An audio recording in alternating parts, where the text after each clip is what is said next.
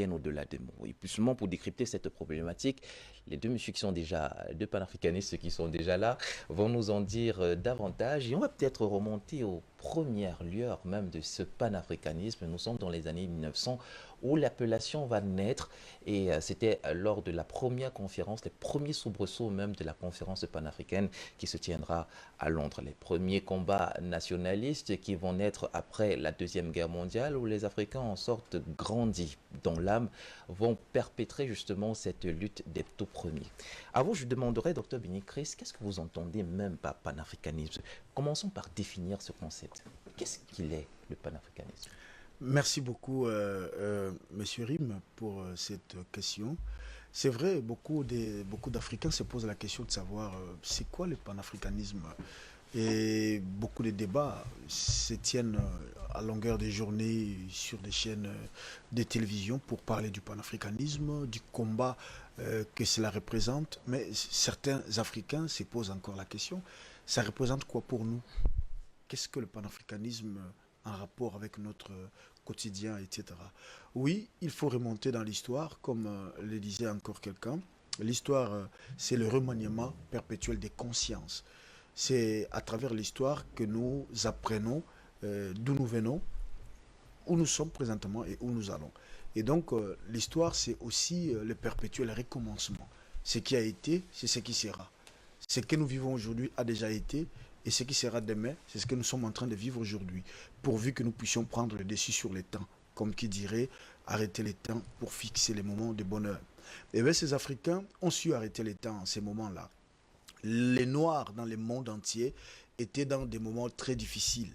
Ils étaient soumis en Afrique aux différents vents contraires à leurs aspirations. C'était la traite négrière, c'était l'esclavagisme, c'était la colonisation, c'était le néocolonialisme. Aujourd'hui, nous sommes en train de vivre une autre forme de colonisation qu'on appelle la mondialisation ou alors le mondialisme. Donc nous sommes encore dans ce cycle infernal qui a justifié hier le panafricanisme et qui le justifie encore aujourd'hui. Et bien c'est parti aux Amériques, des deux Amériques, parce qu'il y a plusieurs Amériques, mais c'est parti des Amériques, où les Noirs, regardant leurs conditions par rapport à ceux qui brimaient leurs droits, se sont dit, il faut se révolter. Et là, je citerai un auteur célèbre qui s'appelle Malcolm X, un nègre qui a pris conscience, qui est lui-même descendant d'esclaves. Ils nous ont rapporté les conditions dans lesquelles vivaient les Noirs aux États-Unis d'Amérique. Ce n'est pas en vain que les gens disent que le panafricanisme vient hors du continent africain, mais nous allons bien comprendre que le panafricanisme est un mouvement qui regroupe les Noirs du monde entier. Parce que le panafricanisme est un mouvement d'émancipation. Et comment expliquer donc ces mouvements d'émancipation dans les temps et dans l'espace? C'est parti des Amériques, comme je le disais tantôt, où les Noirs ont été déportés hors de leur terre natale, où ils ont été transformés en esclaves, ils ont été vendus comme des biens meubles, comme des gibiers, soumis à un abattoir de l'impérialisme, du capitalisme sauvage. L'Occident, ils étaient exploités pour leurs muscles, pour n'est-ce pas, produire des cannes à sucre. Ils étaient là pour faire du profit aux Blancs et qui étaient, lui, les dominants, les dominateurs de cette terre. Et ces Noirs n'avaient pas de liberté. Mais parmi ces Noirs, il y avait des catégories qui se sont dessinées. Il y avait la catégorie que Malcolm X définit comme étant les esclaves des champs. Et une autre catégorie comme étant les esclaves des maisons. Les esclaves des maisons étaient les assimilés, c'est-à-dire les Noirs qui ont pris goût, qui ont aimé leurs conditions d'esclaves, qui ont aimé leur situation de non-droit. Ils n'avaient pas de droit, ils n'étaient donc pas un peuple. Et donc, ces Noirs-là voulaient parler comme le maître, voulaient ressembler au maître, adopter les coutumes du maître, parce que c'était son seul référentiel. Ces Noirs étaient coupés totalement et littéralement de leurs racines. Et donc, ils n'avaient pas besoin de notre monde que s'intégrer dans le monde du maître. C'est ce que Malcolm X appelait les esclaves des maisons. Parce que pour la plupart, ils servaient le maître dans la maison. Et donc, ils mangeaient ce qui restait sur la table du maître. Malheureusement, c'est la préfiguration des Africains que nous avons aujourd'hui à la tête de nos pays, qui pour la plupart ne respectent même pas les souhaits de la majorité des Noirs qui souffrent, qui pour eux, il faut servir le maître, servir les intérêts de l'Occident au détriment des intérêts de la majorité.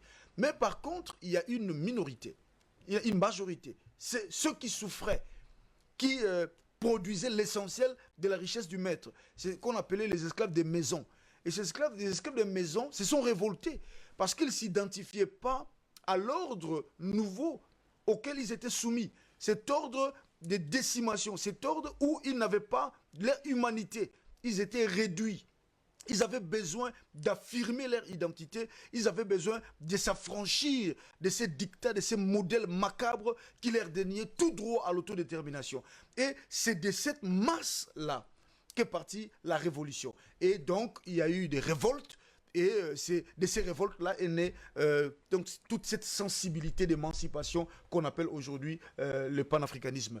D'abord, parti avec les Marcus Garvey, oui, les Webb des Boss, oui. Il y a eu beaucoup, hein, les Blyden, les Padmore, il y a eu beaucoup de Noirs qui ont pris conscience qu'il ne fallait pas rester sous un statut imposé par un autre humain comme nous, qui est victime de la mort, de la maladie, de toutes les faiblesses congénitales liées à la nature humaine. Donc il fallait s'affirmer. Et c'est cela donc le panafricanisme. Donc pour résumer dans ces premiers jeux, ce qu'on appelle le panafricanisme, c'est une prise de conscience de notre identité en tant qu'être. Nous ne sommes pas des sous-humains. Il n'y a aucune race qui est supérieure à notre race.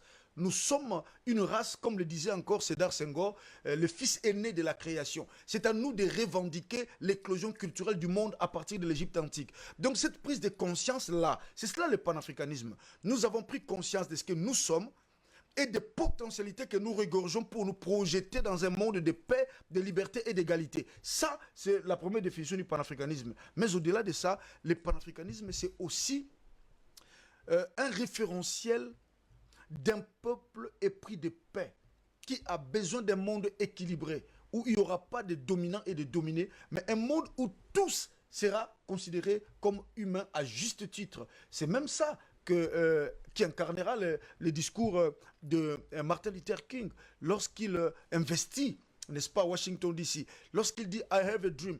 Dans son discours, il dit que je rêve un monde où les gens vont vivre en paix, où personne ne sera brimé pour la couleur de sa peau, où personne ne sera exclu à cause de sa croyance. Non, c'est cela le panafricanisme. Donc le panafricanisme ne concerne pas seulement les Noirs, mais les minorités ou les majorités brimées, tous ceux qui sont exclus. C'est cela aussi la dimension universelle du panafricanisme. Donc dans ces premières prises de parole, je peux dire que le panafricanisme concerne les Noirs du monde entier, mais non seulement les Noirs en particulier, mais aussi tous ceux qui se retrouvent dans les conditions d'exclusion, de brimade ou alors de déshumanisation. Voilà qui est bien résumé hein, justement de ce concept de panafricanisme et justement à cette définition peut-être sommaire. On va ajouter que l'un des principes fondateurs de ce panafricanisme, c'est la solidarité entre les différents Africains. Et la preuve justement, c'est que ce ne sont pas les Africains natifs d'Afrique qui ont lancé le premier mouvement. On se rappelle par exemple d'Antenor Firmin et d'Edouard Blyden qui n'étaient pas forcément natifs d'Afrique mais qui ont porté ce mouvement et qui l'ont exponentialisé. La solidarité comme valeur fondamentale du panafricanisme, pensez-vous aujourd'hui qu'elle est partagée largement sur le continent et même en dehors? Répondre à votre question m'oblige à faire un détour. Il est extrêmement important pour nous de comprendre que saisir la quintessence de ce concept nous oblige à faire un tour dans la genèse même du mot. En effet, je ne voudrais pas revenir sur cette brillante analyse faite par le docteur Bénécris. Je voudrais simplement dire ici que le panafricanisme est né d'un constat. Constat lié à la déportation des Noirs de leur continent. Constat de cette traite négrière qui a laissé des traces dans la psychologie de l'homme noir. Constat de ce déracinement culturel. Alors, une fois les Africains arrachés à leur famille, éparpillés à travers le monde et particulièrement aux Amériques, il s'est sitôt établi un constat. Le constat de ceux-là qui se sont sentis étrangers dans un monde où ils n'avaient pratiquement pas de droits, mais avaient plutôt des devoirs. C'est ce qui va nous rappeler, lorsque nous avons dans notre jeunesse parcouru certains programmes télévisée Isaura, si vous en avez suivi, dans les plantations, les Noirs étaient des sous-hommes. Alors, fallait-il, dans leur conscience, accepter cette situation? Il a si bien dit, il y a eu une catégorisation de ces Noirs, les nègres de maison, les nègres de chambre, ainsi de suite, sur laquelle je ne voudrais pas revenir. Mais toujours est-il que, dans cette dynamique est né un questionnement. Mais qui sommes-nous réellement? Sommes-nous chez nous? Avons-nous tous les droits nécessaires à notre épanouissement? Ces interrogations vont construire progressivement ce qu'on pourrait appeler la conscience noire. Et cette conscience va rencontrer d'autant plus de difficultés qu'en face, il y a un bourreau. Le bourreau, que je ne voudrais plus revenir là-dessus, a servi à cette, cette communauté arrachée à ses origines, toutes les misères du monde. Et progressivement, Kinta Kunté, les autres leaders vont commencer à vouloir remettre en cause l'autorité du maître. Et la remise en question de l'autorité du maître va obliger ces personnes qui n'étaient plus chez eux à se tenir main dans la main. C'est cette notion de solidarité qui va être déjà mise en avant. Pan-africanisme. Pan voudrait déjà dire, oui, nous ne sommes pas chez nous, nous sommes à l'extérieur. Mais est-ce que la distanciation d'avec nos origines nous oblige à nous sentir comme des bâtards, des hybrides? Non, nous pouvons nous ressaisir, nous pouvons prendre conscience de cette distanciation et nous réunir malgré les barrières, malgré les distances. C'est donc ce qui va pousser cette nouvelle dynamique des Africains, des Noirs, à vouloir s'affranchir de l'autorité blanche. Et cette volonté d'affranchissement va être accompagnée progressivement. Parce que ces personnes qui avaient ces volontés, étaient-ce véritablement des intellectuels? Que non. Les intellectuels vont se saisir de l'affaire, les écrivains. Et c'est pour cette raison que la première vitrine du panafricanisme était essentiellement littéraire, intellectuelle. À travers des œuvres commises, une conscientisation progressive va être mise sur pied. Et cette conscientisation va prendre un élan plus fort quand progressivement, il va se poser la réelle volonté de créer des États indépendants. Dans les années 80, je fais un bond en avant parce que le docteur Béni Christ a pu parler des années 1900. Dans les années 80, au lendemain des indépendances, est-ce que les indépendances accordées aux Africains remettaient en quelque sorte aux Africains leur dignité? Que non. La dimension littéraire va être rejointe par la dimension politique.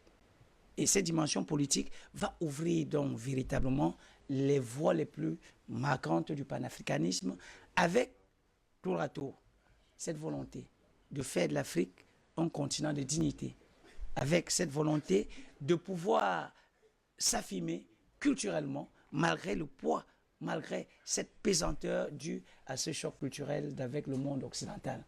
C'est alors que dans les années 2000, parce que j'avance un tout petit peu là, il y a un guide, le guide libyen.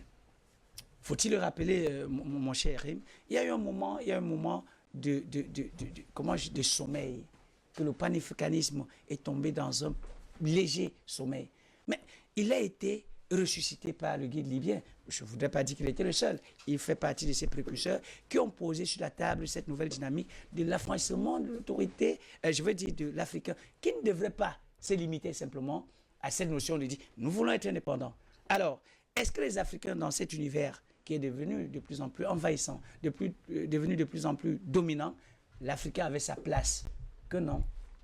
Progressivement, il s'est agi de faire de l'Afrique une telle liberté, liberté sur le plan communicationnel, liberté sur le plan économique, liberté sur le plan politique, liberté sur le plan culturel. C'est alors que le panafricanisme est devenu un champ d'émancipation. Et ce champ d'émancipation qui sera porté par des panafricanistes de dernière heure, dans les années 2000 notamment. C'est vrai, l'aîné Parfait de Moré était là que ça m'aurait permis de dire ça avec plus d'aisance. C'est alors qu'ils ont commencé à conscientiser progressivement. Noir, ce n'est pas la saleté. Et ces Noirs qui avaient grandi, bercés par cette conception de ce que noir, c'est saleté, ont commencé à prendre conscience de leurs réelles conditions d'homme. Alors, être noir n'est pas une malédiction. Être noir est une dignité.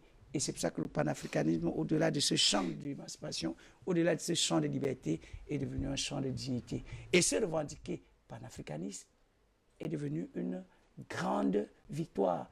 Mais votre problématique va nous permettre de réfléchir avec plus d'aisance quand on dit panafricanisme au-delà des mots.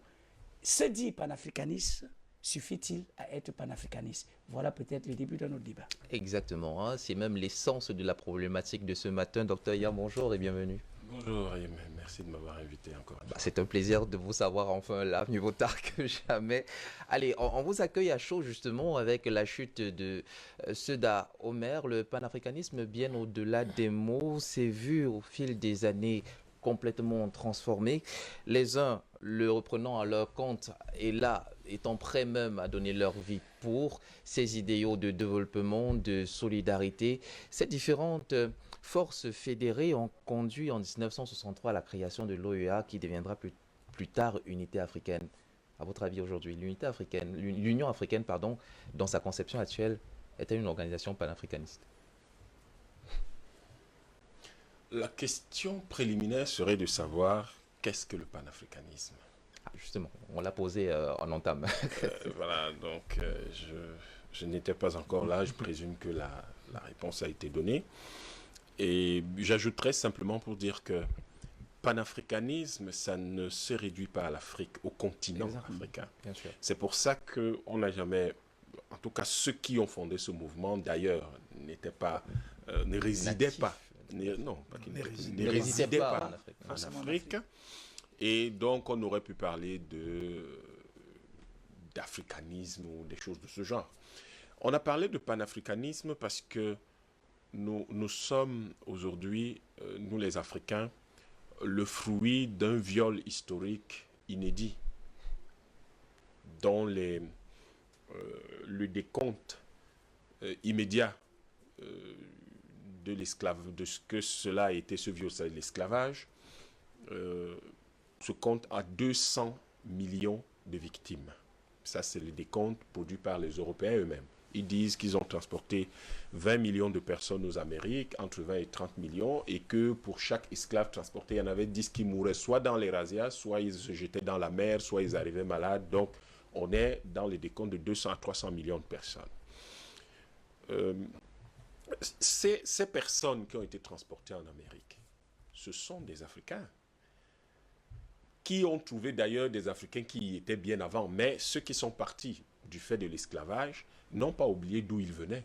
Exactement. Et ils ont donc à un moment donné compris la nécessité de se raccorder au continent pour constituer une force, une puissance internationale qui pourrait faire échec à la domination et à l'hégémonie de l'ethnie européenne. Alors, ce mouvement, dont les figures les plus importantes sont celles de Garvey, par exemple, à la fin du 19e, début du 20e siècle, auquel on peut raccorder finalement au 20e siècle un certain nombre d'autres figures comme les Nkrumah, etc. Ce mouvement suffit-il ou peut-il être rapporté à l'Union africaine ou à l'Organisation de l'Unité africaine? Non. D'abord, ces deux organisations sont un peu des bâtards d'une situation d'auto-dénigrement, une situation d'auto-mépris. L'OUA naît dans des conditions assez bizarres, où on a deux groupes qui s'affrontent, et le groupe qui est le groupe puissamment africain, il y en avait un qui avait été complètement exclu, parce que lui, il estimait d'ailleurs que l'Afrique devait constituer une unité politique simple. C'était porté par le Raïs Haïlé Sélassié. Et puis, il y avait ceux qui étaient pour que les frontières héritées de la colonisation puissent être maintenues et que les États puissent coopérer sur un certain nombre de domaines. Évidemment, nous savons tous que c'est un leurre, ça ne marche pas comme ça. Et ceux qui estimaient que nous devrions aller plus loin à une unité politique, même si on maintient les frontières, mais on crée les États-Unis d'Afrique. Le deuxième groupe était porté par Hassan II, Kwame Nkrumah, etc. Le premier, c'était les Houphouët-Boigny, les Senghor, les Ahidjo, ces gens-là qui étaient des affidés de la France. D'ailleurs, vous remarquerez que pour l'essentiel, c'est des gens qui n'avaient pas demandé l'indépendance de leur pays. Le RDA, dont faisaient partie les gens comme le Oumiobe, était justement, malheureusement, il était mort avant. Il avait été assassiné avant et on est allé jeter son corps en brousse alors qu'on l'a arrêté. On est allé lui faire une proposition qu'il a refusée. On l'a assassiné, on a jeté le corps en brousse et on a fait une mise en scène qui ne plaisait qu'à ses bourreaux. Donc, au fond, l'Union africaine vient par la suite. Et cette Union africaine est née de l'essoufflement total de l'OUA, avec une espèce de regain, et c'est le résultat de nombreux compromis qui ont fait que, et portés par Kadhafi, et en soumis de façon officieuse par les gens comme Biya, qui ont accepté, par exemple, que le Fonds monétaire africain ait son siège à Yaoundé, par le président nigérian à l'époque, Obasanjo, qui a accepté que la Banque centrale africaine ait son siège à Lagos, et puis l'Afrique du Sud qui soutenait timidement, mollement, mais qui soutenait quand même. Et il s'est avéré que, malheureusement, celui qui était le porte-voix de ce renouveau, il a été assassiné. Quelque temps après, Muammar Kadhafi. Le panafricanisme, c'est bien au-delà de ce que nous croyons. Haïti, je vois par exemple aujourd'hui dans l'Union africaine, je crois Israël est observateur, c'est quand même curieux, c'est une curiosité, alors que Haïti n'est pas membre, n'est même pas observateur. Alors que Trinidad et Tobago, le Suriname, vous avez eu quelqu'un qui était originaire du Suriname, qui a entraîné l'équipe nationale du Cameroun. Clarence Seedorf. Mais ce type-là est-il différent de n'importe quel monsieur qu'on rencontre dans les rues de Douala, de Bamako, d'Abidjan, de Lagos ou de Harare? Il n'y en a pas, il n'y a aucune différence. Donc, on devrait savoir que l'idée du panafricanisme au départ, c'était de réunir tous les Africains, où qu'ils soient à travers le monde, dans un cadre qui leur donne les moyens de ce qu'on appelle la synergie. Et c'est pour ça que Garvey, par exemple, avait créé une compagnie maritime pour relier les pays africains, pour qu'ils puissent commercer, en tout cas les sites, là où les Africains se trouvent, pour qu'ils puissent commercer entre eux. Parce que c'est le commerce qui a rendu la maîtrise de la mer, qui avait rendu l'Angleterre puissante, qui en avait fait la première puissance mondiale, alors que c'était un tout petit pays quelque part là-bas, une île perdue quelque part au nord de l'Europe. Donc, voilà l'idée, globalement, les idées qui portaient le panafricanisme. Et aujourd'hui, nous nous rendons bien compte qu'une Union africaine financée essentiellement par l'Union européenne ne peut pas être panafricaniste, ne peut même pas supporter le panafricanisme, ne l'accepte pas. Ne l'accepte pas parce que l'idée de base qui était de faire échec à la domination de l'ethnie européenne vient, si vous voulez, en contradiction avec cette domination justement de l'Union africaine par l'Union européenne. Et vous allez voir, lorsque par exemple le président centrafricain adopte le Bitcoin, la levée de bouclier, FMI, la BEAC et tous ces gens, vous comprenez très bien que le panafricanisme est très loin des préoccupations de ces gens qui ne veulent qu'une seule chose, c'est se maintenir, c'est se maintenir, rester dans le cocon de la domination européenne et faire le beau à travers le monde pendant que leur peuple souffre la misère et souffre le martyre sous la férule de cette exploitation sauvage de leur continent et de tous les peuples africains finalement. Parce que quand vous regardez Haïti aujourd'hui, c'est une désolation terrible. Regardez la différence de développement entre les Antilles françaises et la métropole. Regardez comment les Noirs partout dans les Caraïbes sont méprisés et un peu partout en Amérique. Je n'ose pas parler des États-Unis par exemple. Donc, non, l'Union africaine, malheureusement, ce n'est pas du panafricanisme et depuis toujours, nous avons fait des propositions pour que les Africains réorganisent le panafricanisme et qu'on se reconnecte. Voilà la raison pour laquelle dans la plupart de nos émissions de télévision aujourd'hui, nous proposons aux journalistes dans des émissions panafricanistes d'appeler nos frères de Tahiti, d'appeler nos frères de Nouvelle-Calédonie, de Haïti, des Antilles de manière générale, des États-Unis, etc., pour qu'ils participent au débat. C'est en participant au débat que nous allons reconnecter, nous allons créer quelque chose de très important, la conscience collective.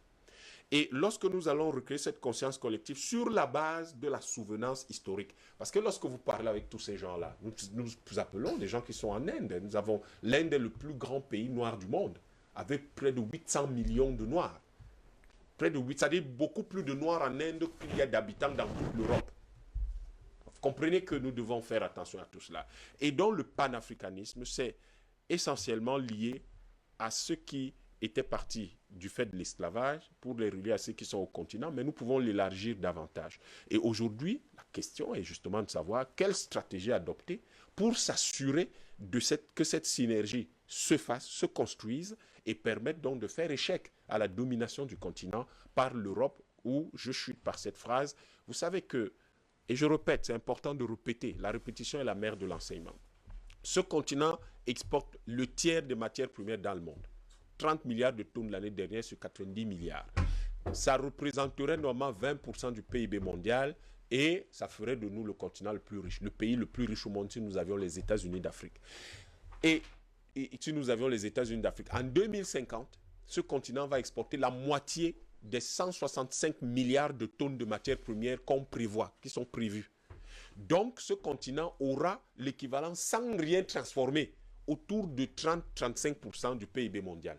Imaginez si nous nous mettons ensemble avec toute l'expertise, le knowledge management, ce que le knowledge management de ce que la famille africaine éparpillée à travers le monde pourrait faire.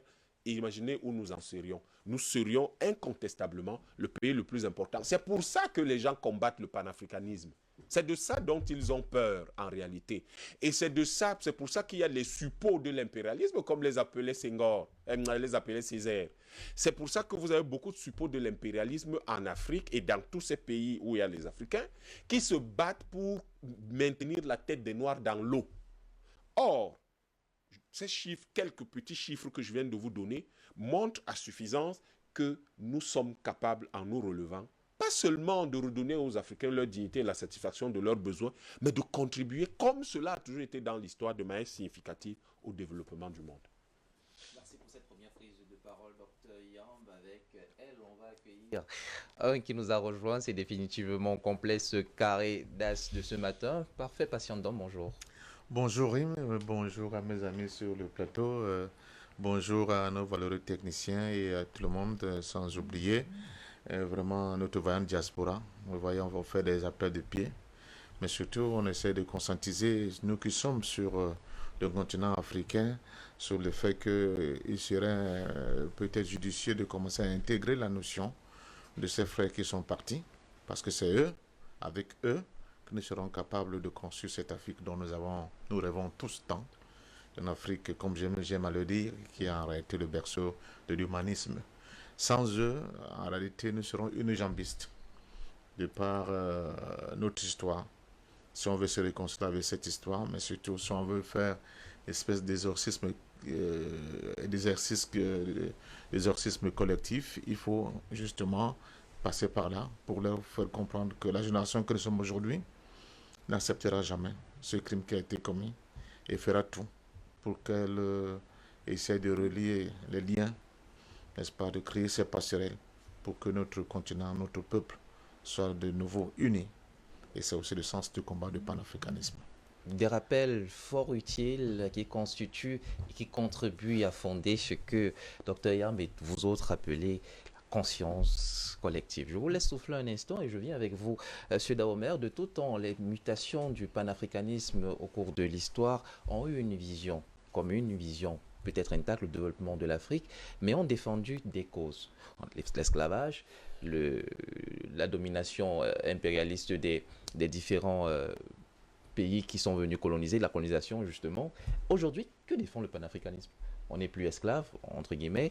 C'est vrai qu'il y a encore le néocolonialisme, mais précisément aujourd'hui, les panafricanistes défendent quelle cause exactement?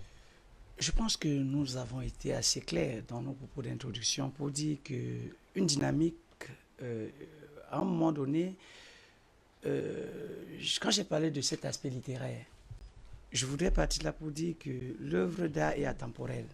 Et si je prends le panafricanisme de par son essence littéraire, je voudrais dire que naturellement, il devrait connaître des mutations en cours de chemin.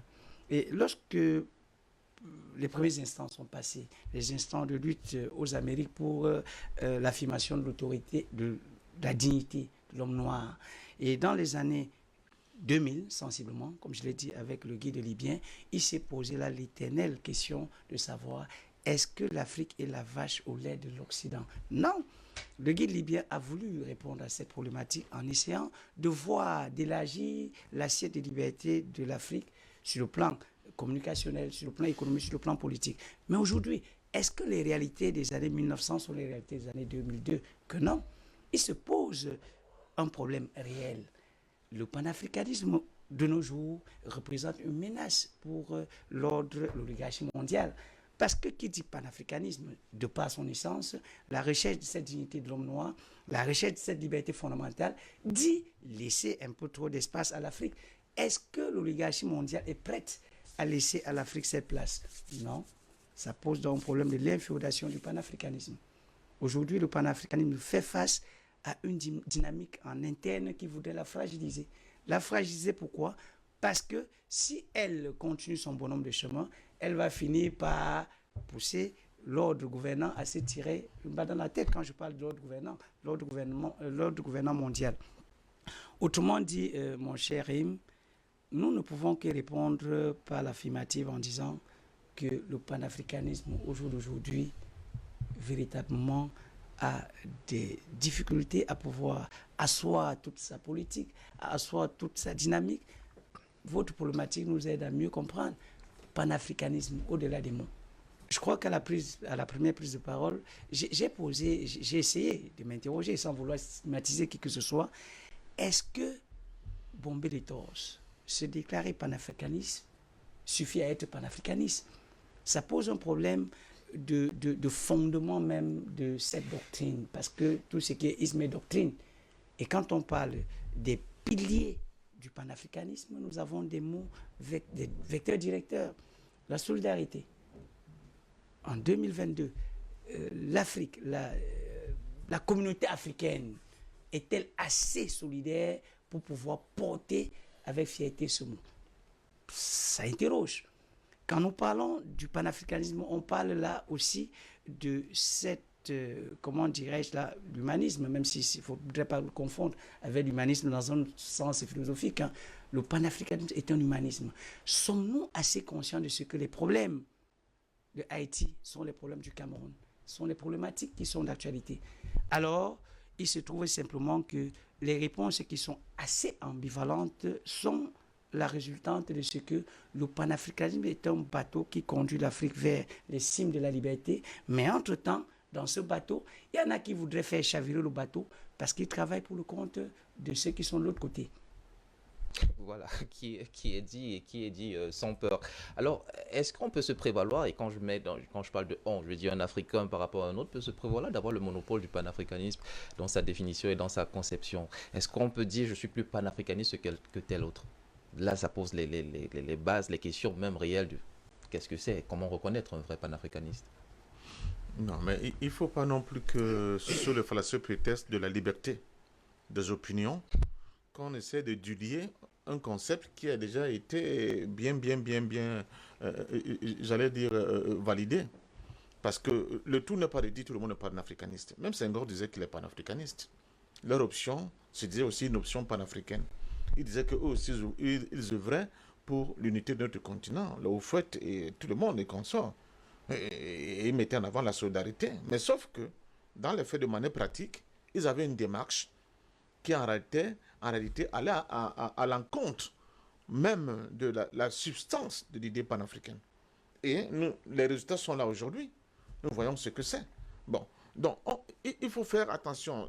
J'insiste lourdement là-dessus en disant, ce n'est pas un procès qu'on veut faire à qui que ce soit. Mais nous avons une obligation de résultat, d'efficacité. Ce que nous constatons, c'est que les solidarités inter-États, dans le cadre d'une domination extérieure actuelle, ne nous permettent pas d'avancer. Pas du tout. Nos élites, et même notre diaspora, je pense beaucoup plus à notre diaspora, tant que nous allons être morcelés tels que nous sommes là, ils ne vont pas vraiment prendre conscience du rôle qui est le leur, de la contribution qui doit être leur contribution pour que notre continent décolle réellement. Ce n'est pas un projet raciste à la base. Il faut bien que les gens comprennent. Quand on parle de panafricanisme, ce n'est pas le rejet de qui que ce soit. Mais c'est de construire un environnement et une solidarité agissante, réelle, politique au niveau de notre continent pour permettre à ce que les enfants issus de ce continent puissent aussi avoir droit au soleil, comme on dit vulgairement. Il est impensable qu'avec tout ce que nous avons comme atout, nous continuons d'errer comme ça, de patauger dans la misère, dans les meilleurs de la pauvreté de manière endémique et surtout de l'insulte permanente. C'est ce que nous disons. Mais nous disons aussi que c'est une offre, ce panafricanisme que nous allons faire à l'humanité. Parce que sans une réelle dynamique d'unité du point de vue de notre continent panafricain, le monde va continuer à subir, n'est-ce pas, les affres de cette doctrine du racisme, de la xénophobie, de l'iniquité qui produit les injustices que nous connaissons. Bon, nous sommes dans un monde quand même qui est comme il est. Il faut qu'on parle un peu de ce monde. N'oubliez pas que moins de 5% de la population mondiale ont entre les mains pratiquement entre 80 et 90% des richesses mondiales. C'est un problème. C'est 1%. Voilà, lui, il me ramène à 1%. C'est un problème. C'est un gros... Quand on le dit, les gens font semblant de dire, ah, vous aussi travaillez. Mais le travail, ça s'organise. Le travail, on met les gens au travail. Les Africains ne sont pas des paresseux. Est-ce que vous savez comment la Chine a fait pour avoir sa bombe atomique? Dites-nous. C'est un jeune Chinois, de parents chinois, né aux États-Unis, qui en avait marre d'écouter ses parents pleurer chaque jour. Nous sommes sous la menace des Américains après avoir largué les 2 bombes au Japon. Nous avons construit notre nouvel État, l'État chinois, communiste que vous connaissez sous Mao, mais la menace des bombes atomiques nous font tressaillir nos entrailles. On ne sait pas quoi faire. Le gars était un grand physicien nucléaire. Il a dit, papa, laissez. Je vais régler ce problème. Bon, comme d'habitude, il a fait semblant de prendre des vacances pour aller en Chine. Il a allé voir les autorités chinoises, il a dit, constituez-moi une équipe de physiciens. Je commence à travailler avec eux. Et progressivement, il a mis en place cette équipe de physiciens qui était capable maintenant d'avancer dans les recherches pour pouvoir doter la Chine de l'arme nucléaire en collaboration avec la Russie, évidemment, d'une certaine manière. Donc, vous voyez le rôle de la diaspora, parce qu'il a pris conscience que même s'il vit aux États-Unis, même s'il travaille dans des grandes universités américaines, mais son sang lui indique que tu viens de là-bas. Et là-bas, les cris qui viennent là-bas ne peuvent pas te laisser tranquille. Tu ne dors plus. Donc, c'est ça que nous n'avons pas encore comme comment dire ça, détermination. Ce que les gens appellent de plus en plus le Himmler. On n'a pas encore ça. Cette détermination, cette manière d'être, les Noirs, surtout ceux qui sont, pas tous, mais une bonne partie de ceux qui sont encore l'étranger, ne l'ont pas encore suffisamment intégré. Au point où, souvent même, ce n'est pas les railleries et les golubins. Ah, ils croyaient qu'il est arrivé. Il est là-bas. Et ceux qui sont là-bas disent que oui, c'est vous qui nous avez vendus comme esclaves. Mais cette tendance-là lourde va continuer de cette division-là, même sur le plan de la perception du monde, tant que nous n'aurons pas la capacité. Et c'est pour ça que vous voyez que la question de l'unité de notre continent, il n'est pas que d'ordre économique, il n'est pas seulement... il regorge plusieurs aspects, n'est-ce pas, du bien-être de l'homme noir et des Africains en général. Donc, il faut qu'on aille vers le panafricanisme vrai. Celui-là qui a été tracé par l'Nkrumah Nkrumah. Il faut le dire. Je m'excuse ce matin que j'avais votre thème. Je serai venu et je le promets, avec le consensus de Nkrumah Nkrumah et l'Afrique va s'unir. Il faut que les gens lisent. C'est capital. Vous comprenez sur les fonds baptismaux de quoi ces gars-là ont mis en avant cette idée-là. Ça ne doit pas être... C'est une utopie, d'accord. On dit les utopies sont les rêves. Mais moi, j'aime à dire, les utopies d'hier sont les réalités d'aujourd'hui. Mais maintenant, il y a plusieurs démarches. La démarche peut être la force. Souvent, j'ai tendance à dire que ce n'est pas la force qu'on va imposer. Mais la démarche peut être aussi la ruse. Pour pouvoir nous en sortir. Je prends 2 cas. Bon. Vous avez vu le Mali chasser, excusez-moi le terme, pas chasser, demander à l'ambassadeur de France de partir sans un coup de feu. Vous avez vu ça? Vous avez vu le Cameroun signer des accords militaires avec la Russie sans un coup de feu.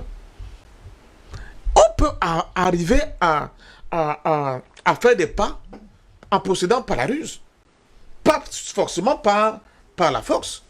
Donc, nous sommes dans un système et dans une situation réelle aujourd'hui qui nous oblige, au vu de l'analyse au vu de l'analyse concrète, de notre réalité concrète, à comprendre que nous n'avons pas d'autre choix que d'aller vers une véritable réalité panafricaine. Le Nigeria, c'est quand même 200 millions de personnes, hein, au minimum. Presque comme la Russie. Mais pourquoi la Russie est aussi avancée comme ça par rapport au Nigeria? Moi, je me pose des questions. J'ai l'impression qu'il manque au Nigeria quelque chose. Et je me souviens de ce président nigérien qui était venu ici, je crois Yar'Adua, si je ne m'abuse, et qui disait à notre chef d'État, attention, nous avons presque 2000 km de frontières. Le Cameroun et le Nigeria feraient un pôle économique majeur en Afrique. Pourquoi? Parce que si nous avons la force économique et avec ce que nous avons comme avancée, le dynamisme camerounais étonne le monde. Si on se met ensemble, et c'est ce que Yambou disait hier, que même ce binôme-là, Nigeria, Cameroun déjà, on va étonner le monde. Imaginons donc qu'on puisse élargir ça, même au niveau du sud du Sahara. Ça va donner une véritable bombe. C'est d'une bombe qu'il s'agit. Et là, on ne va plus dire qu'Alain Perfit avait prédit le réveil de la Chine, mais c'est le réveil de l'Afrique qui fera peur en ce moment-là. Et ça va aider tout le monde. Quand je dis ça, ça va tirer tout le monde vers le haut. Cette question de cette unité panafricaine, ça tire tout le monde vers le haut. Ça va booster même les capacités de nos hommes d'affaires. Ils l'oublient très souvent. Ça va muscler davantage leur capacité à intervenir sur les marchés mondiaux. Parce qu'ils auront enfin un marché tellement énorme qui va leur permettre de développer correctement leur business et concurrencer les majors qui sont sur le plan international considérés comme les hommes les plus riches du monde. Donc ce panafricanisme, ce n'est pas seulement pour le petit bensiquineur ou bien la petite vendeuse de tomates ou bien le petit journaliste que tu es. C'est pour tout le monde. Ça va permettre à tout le monde de tirer vers le haut. C'est ça que Oumyaba appelait l'élévation du standard de vie. Et je peux vous le garantir, vraiment, vous allez voir des choses incroyables. Si nous parvenons à le faire, on voit nos enfants mourir dans la Méditerranée pour aller rejoindre l'Europe. Peut-être que c'est l'inverse. Le trajet inverse qui se fera. Parce que nous avons tout pour être heureux et nous ne comprenons pas pourquoi on continue d'être maintenu dans cette misère. Là, au-delà des mots, oui, je vais bien dire au-delà des mots, c'est une question de volonté politique, c'est une question de détermination personnelle, c'est une question d'ambition que les êtres que nous sommes, les Africains que nous sommes, nous avons pour nous-mêmes et pour notre continent. C'est quoi? Qu'est-ce que Sankara a fait? Regardez la démarche de Sankara, le peu de temps qu'il a mis au pouvoir. Il faut aimer son peuple, il faut être un véritable patriote et il faut avoir de l'ambition pour son peuple. Quand on a tous ces éléments-là, le reste devient comme des trucs, j'allais dire, anodins. Je ne dis pas qu'il n'y aura pas de difficultés ni de cueil. Oui, certes, il y aura beaucoup de difficultés ni de cueil. Dans quelle entreprise il n'y a pas de difficultés ni de cueil? Même dans la construction de sa propre famille, il y a toujours des difficultés de cueil. Et même beaucoup. Mais l'important, c'est de dresser le cap, de fixer et d'avancer. De temps en temps, on va tomber, on va s'agenouiller, on va se relever et on va reprendre la marche en avant. Aucune construction humaine n'est un fleuve tranquille. C'est impossible. Aucune construction. Donc, quand les gens commencent par nous faire, parce que j'ai écouté les débats après hier, les gens me disent oui, parfois vous avez raison, je vous ai écouté hier, mais quel est le chef d'État qui va accepter de ne plus être président de la République? J'ai dit, est-ce que c'est ça le débat? Ce n'est pas ça le débat. Ce n'est pas ça le débat. Le débat ne se pose pas à ce niveau-là. Le débat se pose au niveau de la détermination des peuples et de l'activation de caractère agissant de cette détermination pour faire comprendre à tout ce monde qui sommes là que nous sommes prêts pour nous unir. Si chacun veut avoir un petit Samportin là-bas, où il va être le petit roitelet de je ne sais pas de quoi, nous ne sommes plus là. Parce que nous estimons que c'est ensemble que nous pouvons faire des miracles. Ce n'est pas séparé que nous le ferons. Et il y a eu des expériences par le passé. Maintenant que nous sommes au moins en train de gagner cette guerre médiatique, parce que c'est ça qu'il s'agit aussi.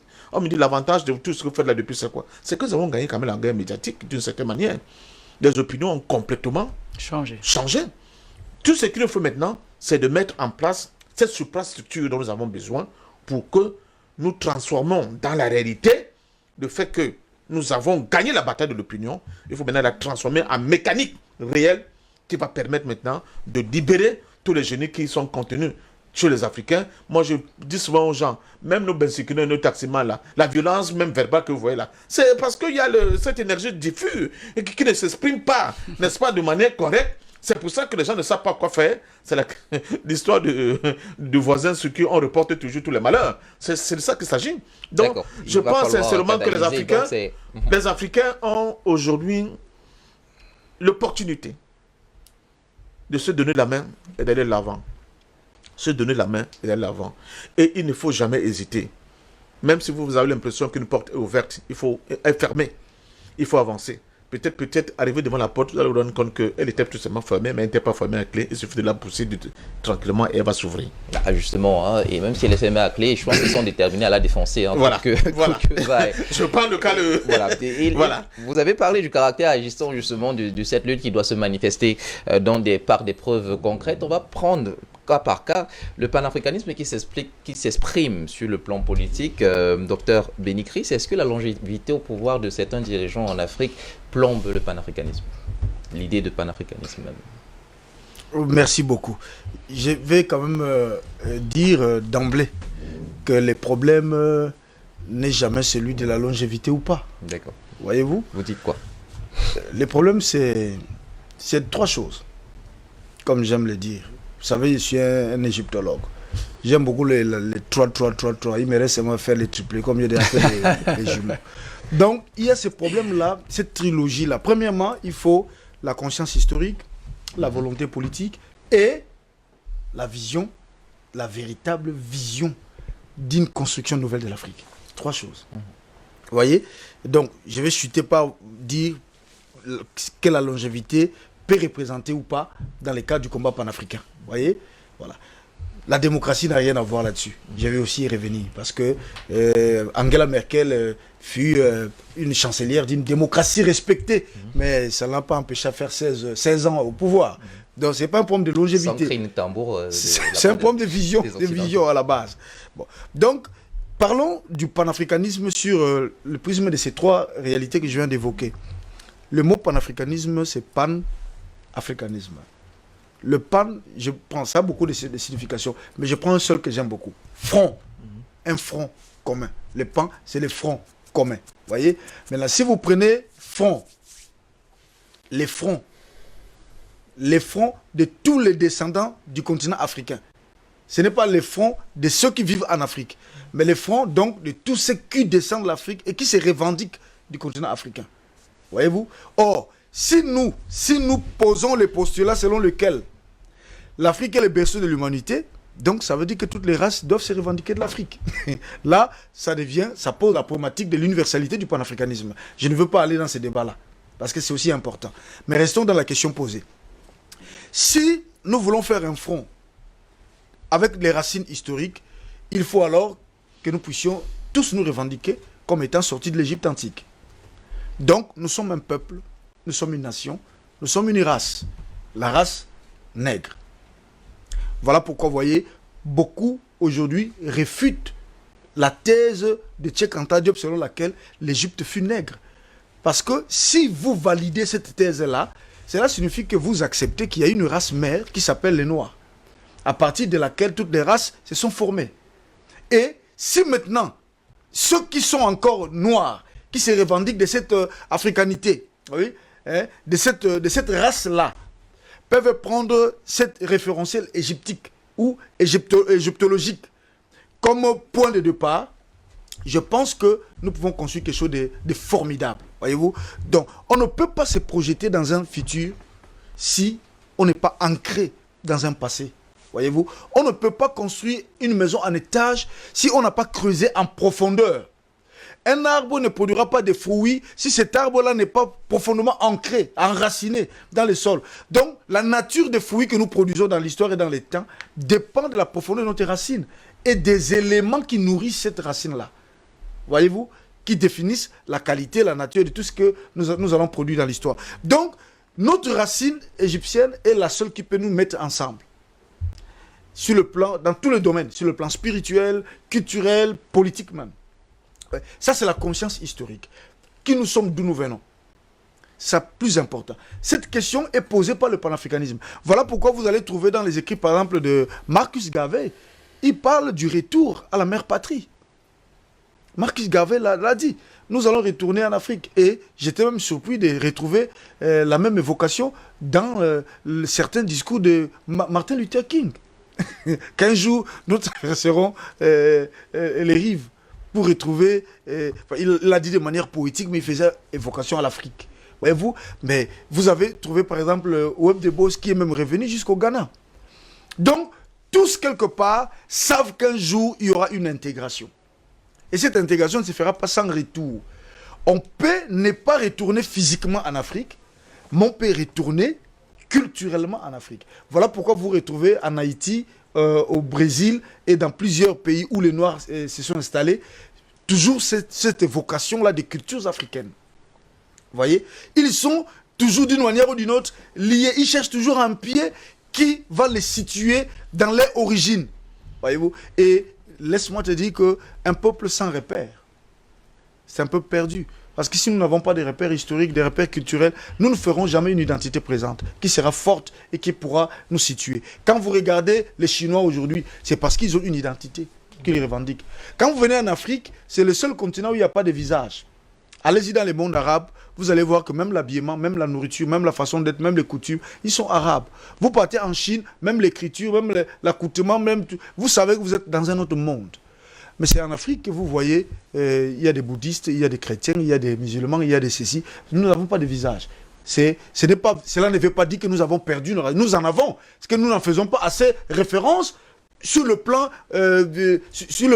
supérieur pour que nous puissions nous revendiquer de cette origine-là. Donc ça, c'est sur le plan historique. Maintenant, comme j'ai dit, sans conscience historique, on ne peut pas avoir une volonté politique. Parce que nous ne savons pas d'où nous venons. Mais si nous savons que nous sommes les descendants de Pharaon, les descendants de ceux qui ont donné à l'humanité la première civilisation, les descendants de ceux qui ont bâti les pyramides, dont la marge des manœuvres, la marge d'erreur est de 0,5%. Aucune œuvre humaine n'a atteint cette marge d'erreur. Aucune gratte-ciel au monde n'a atteint cette marge d'erreur. Donc, on suppose que la pyramide est parfaite, une œuvre parfaite. Voilà pourquoi beaucoup d'hypothèses supposent que ce ne sont pas les Africains, les humains qui ont construit, c'est une race extraterrestre. Parce que c'est extrêmement impossible que les humains puissent y parvenir.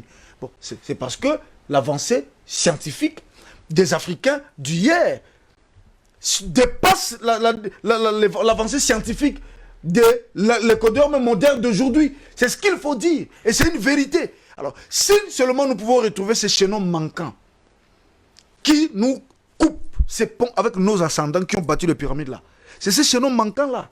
Voyez-vous? Et pour retrouver ces chaînons manquants, c'est un grand travail qui va englober les menuisiers, les citoyens lambda, la maman qui vend le pain au marché, les grands scientifiques africains, les intellectuels, tout le monde, pour participer à la quête de ces chaînons manquants-là qui va demain attester que nous descendons exactement de ces grandes civilisations, cette grande civilisation égyptique. Ça, c'est un grand travail. Voyez-vous? Voilà pourquoi j'ai aimé votre thématique, le panafricanisme au-delà des mots. Donc, au-delà des mots, on ne peut pas limiter le panafricanisme aux définitions linguistiques, littéraires. Non, le panafricanisme, c'est un combat.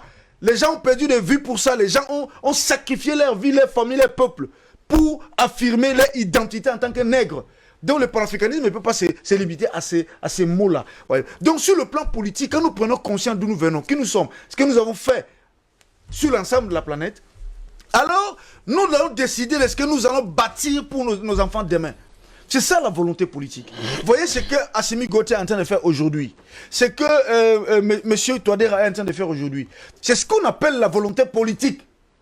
La volonté politique, c'est que je ne peux pas concevoir, comme le disait encore Mobutu à son temps, que nous avons l'or, les diamants, les pétroles et tout, et un Hollandais, il vient, il exploite et il amène chez lui 90% de tout ce que nous devons gagner. Il amène ça chez lui pour construire chez lui. C'est ça la volonté politique, mon ami. Ce ne sont pas des mots. Je ne peux pas comprendre qu'au Cameroun, il y a un potentiel énorme pour faire du riz, par exemple, et vous abandonnez cela pour que vous importez les riz qui a fait 3, 4, 5 mois dans les bateaux, alors que le Camerounais ont la main et la force pour faire le riz ici. Pendant ce temps, les riz camerounais pourris, et vous importez le riz, alors que l'argent que vous importez le riz là, vous pouvez prendre ça et financer donc les projets des rizicoles ici au Cameroun.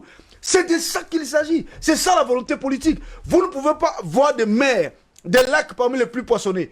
Vous nous amenez des tonnes et des tonnes de poissons qui viennent de loin, qui a déjà fait 4-5 mois, peut-être 1 an même sur le bateau, qui a perdu l'essentiel des éléments nutritionnels, vous nous amenez pour nourrir nos enfants avec ça. Alors que nous sommes assis sur les lacs, les mers les plus poissonnées. Non, c'est ça l'aberration. Donc c'est de ça qu'il s'agit. Et donc rien à voir avec la longévité. On peut être... oui, c'est pas là que je chute donc. C'est la volonté politique qui nous permet de nous donner les moyens de notre propre développement. Ce qu'on appelle le développement endogène. Nous en avons le moyen, nous avons les intelligences, nous avons les capacités. Mais il faut donc une élite qui mette tous les éléments ensemble pour que cette musique-là soit entendue. C'est cela. Et maintenant, je vais chuter donc par là pour dire que la longévité au pouvoir n'est jamais un problème en tant que tel. Le problème, c'est qu'est-ce qu'on fait? Parce que c'est là que je vais faire dans la nuance, c'est là que je chute. Beaucoup de chefs d'État africains, et même ceux qui nous suivent, parce qu'ils nous suivent chaque matin, beaucoup de chefs d'État africains confondent les fauteuils présidentiels à la fonction présidentielle. Ils sont attachés à leur fauteuil et non à la fonction qui les ont permis de s'asseoir là. La fonction présidentielle a des prérogatives et des devoirs. Il faut répondre aux prérogatives d'une fonction pour donner vie à cette fonction. Et non travailler pour s'asseoir et rester éternellement sur une chaise au pouvoir. Parce que beaucoup de chefs d'État accordent beaucoup plus d'importance à leur fauteuil présidentiel et donc aux prérogatives qui s'en suivent et non à la fonction présidentielle. C'est que le président doit faire. Le garant de la Constitution. Beaucoup manipulent même les constitutions. Tu sais qu'en Afrique, il y a des présidents qui modifient même les constitutions, non pas pour les rendre perfectibles. Et comme le rappelait encore Maître Yam Timba, hier, nous avons fait ce débat, il y a plus de 10 ans, sur une chaîne de télé, où les chefs d'État modifient même les constitutions, non pas pour permettre à cette constitution-là de mieux gouverner leur territoire, leur peuple et de garantir les besoins de leurs citoyens, mais c'est pour se maintenir au pouvoir. C'est pour créer les conditions d'écarter les oppositions et pour qu'eux-mêmes ils continuent de régner. Non, mon ami, ça c'est un frein au développement. Donc, si un président peut faire 10 ans au pouvoir et nous n'avons même pas une seule route, 2 km de route, mais c'est un gâchis. C'est un gâchis parce que vous avez la signature, vous avez les mots, vous êtes là et vous ne faites pas ça. Mais vous êtes là donc pourquoi? D'accord. C'est de ça qu'il s'agit. Nous n'avons aucun problème avec la longévité ou pas. Si le président peut faire 10 ans, 30 ans au pouvoir, même un siècle, mon ami, à condition qu'on sente c'est-à-dire la valeur de votre passage à la tête de l'État. Voyez-vous? Et que si, en passant, là, vous laissez un pays avec des institutions fortes, avec les vraies valeurs, par exemple la méritocratie. Ce n'est pas le ministre qu'on nomme parce qu'il est dans une loge mystique et qui vient là pour tirer les dividendes du pays et qu'on va recruter tous les hauts cadres du pays parce qu'il faut faire partie d'une loge ou bien, comme on dit au Cameroun, vendre son derrière pour avoir un poste parce qu'il faut le dire. C'est de ça qu'il s'agit. Mais ce n'est pas ça. Ce sont de tous les pays. On est en train de détruire nos pays à Mondovision et en tant que panafricanistes, nous ne pouvons pas fermer la bouche. D'accord. Voyez-vous? Donc c'est de ça qu'il s'agit, mon ami. Merci, Dr Bénécris. La longévité au pouvoir qui arrive n'est pas un facteur qui exclut du panafricanisme. Je ne vais pas vous demander si vous êtes d'accord avec ça, docteur. Ça ne doit non plus être une panacée. Voilà, je ne vais pas vous demander si vous êtes d'accord avec ça. On va parler d'autre chose. Alors, quand on parle de panafricanisme, est-ce qu'on peut parler de modéré et de radical aujourd'hui? C'est un faux débat. C'est un faux débat. On est panafricaniste ou on l'est pas? C'est un faux débat. C'est ça? Non, c'est un faux débat. Il y a trop de faux débats en Afrique qui perdent du temps, de l'énergie. Alors, on l'est ou on l'est? Je pars de deux préalables. Deux choses quand même que j'ai entendues qui ne sont pas tout à fait... qu'il faut repréciser peut-être. Le panafricanisme est circonscrit. Il est clairement circonscrit. Il concerne les Africains et leurs descendants qui ont été transportés hors d'Afrique par l'esclavage. Donc c'est clairement circonscrit, ça ne concerne pas tout le monde. Un peu comme le panslavisme est circonscrit, il concerne les peuples slaves, ne concerne pas par exemple les peuples d'Europe occidentale. Et l'autre chose, c'est que pour nous les Africains, il n'y a plus de débat sur qui étaient les pharaons. Donc, quand qui est la civilisation égyptienne, est-ce qu'elle était noire? Vraiment, c'est le débat des universités européens, c'est leur problème. C'est nos ancêtres, on sait ce que c'est. Et je peux vous dire aujourd'hui que les gens partaient d'une zone qu'on appelle au Cameroun Gorlitouba pour aller consacrer les pharaons. C'est connu chez nous, traditionnellement. Donc, quand on entend les débats des universitaires, on se demande, ils n'ont rien à faire, ils sont fêlés ou quel est leur problème. Ce n'est pas un débat pour nous. Les pharaons étaient noirs, la civilisation a été fondée par les noirs, un point, un trait. Après, celui qui est content, il est content. Celui qui n'est pas d'accord, c'est son problème. Ça peut permettre de produire des livres qui les rendent célèbres chez eux. Mais chez nous, ça n'a aucun problème. Et puis, chez Kanta Diop a contribué au Benga, ils ont clos le débat. Celui qui revient sur ce débat scientifique n'a rien à faire. Les choses peuvent être intéressantes par rapport à des choses comme le riz, mais je vais vous dire une chose. Il n'y a pas de mot pour dire le riz dans ma langue chez moi. En Bassa, ça n'existe pas. Il n'y a pas un mot pour dire ça. On a adapté quelque chose et on dit konbakana. Ça veut dire le haricot des Blancs. Parce que le mot kon, c'est le haricot en fait. Donc, comme c'était quelque chose qui ressemblait, c'était des grains, et que ça venait de loin, on a dit, ah, c'est le haricot des Blancs. Donc, il n'y a même pas de mot. Bah, par contre, dans mon patois, il y a un mot pour dire le riz, c'est l'osso en lingala. Il y en a certains. À Bakongo, il y en a aussi. Il y en a certainement, mais je veux dire à quel point, dans beaucoup d'espaces africains, ces choses-là ne rentrent pas dans nos traditions alimentaires. Parce qu'on ne sait même pas comment les nommer. Et tout cela signifie... j'ai pris ces préalables, pourquoi? C'est pour dire, j'ai commencé par vous dire, c'est des faux débats. Pour vous dire quoi? Dès que nous rentrons dans nos modes de vie, il n'y a pas de... Les Africains ne vont pas commencer à se poser la question de qui est modéré, qui est radical. Mais laissez ça aux autres, qui vont vouloir stigmatiser ce combat et qui vont estimer que tel est modéré, tel est radical. Et cela, c'est des outils de division. Et nous, on ne rentre pas dans ce genre de débat. Nous ne commençons pas par nous diviser nous-mêmes en disant toi tu es radical, toi tu es modéré. Non, laissez les autres le faire. Nous sommes simplement des gens qui estiment... Je vous rappelle que panafricaniste, c'était une insulte dans les années 80-90.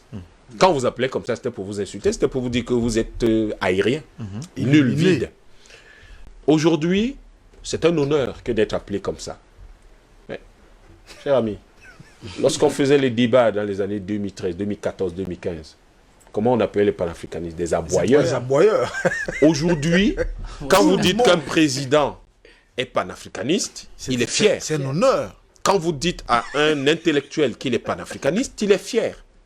Mais je me souviens encore clairement, et on peut retrouver ça dans les archives, lorsque je crée par exemple la page Facebook en 2009 sur la question monétaire, mais les gens disent, voilà les aboyeurs, mais je leur dis, non, c'est une approche panafricaniste. Mais ils trouvent, c'est des aboyeurs, c'est des idiots, ils foutent rien. Je parle de quelque chose d'il y a 13 ans. Ouais. Et je ne parle pas de quelque chose d'il y a un siècle. Il y a juste 13 ans. Panafricaniste signifiait aboyeur. Signifiait un type sans intérêt. Ils l'ont même tourné en panafricain. Ils disent même panafricain. C'est-à-dire c'est comme ça qu'on appelait les gens qui défendaient l'idée selon laquelle l'Afrique doit se reconnecter à sa diaspora qui est partie d'ici avec la violence et la brutalité de l'esclavage, et tous ceux qui sont partis du fait, et là c'est le deuxième mouvement qui naît après les années 2000, ou tout au moins après les indépendances, ceux qui sont partis du fait de l'indépendance. Et ces gens-là ont dit, reconnectons-nous pour nous mettre ensemble.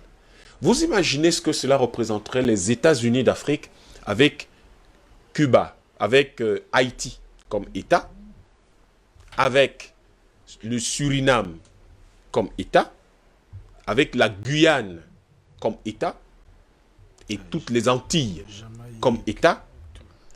Évidemment que l'Amérique du Nord va brailler, va dire, mais c'est pas possible, on n'accepterait pas ça. Le problème, c'est que Haïti, c'est un pays de Noirs, on n'y peut rien.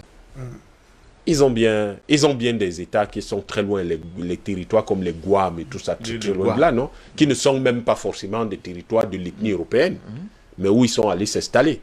Aujourd'hui, par exemple, quand vous arrivez à Hawaï, c'est un scandale. Parce que Hawaï, l'immigration de l'ethnie européenne a fait que la population locale est moins importante que l'ethnie européenne là-bas. Ouais. Du coup, vous organisez le moindre référendum, ils resteront toujours dans les États-Unis. C'est exactement le cas de la Nouvelle-Calédonie. Donc, les Africains doivent anticiper aujourd'hui. Donc, il n'y a pas de panafricanisme modéré ou radical. Il n'y a que des gens soucieux de la dignité, de la liberté, de la souveraineté et du bien-être des Africains à travers le monde. Ce que nous avons à faire aujourd'hui, le roi Karehura, c'est le roi de Hawaï qui a été déposé par les Américains. C'était le dernier. Ce roi disait, je sais qu'un jour, Hawaï redeviendra un territoire aux mains des Hawaïens.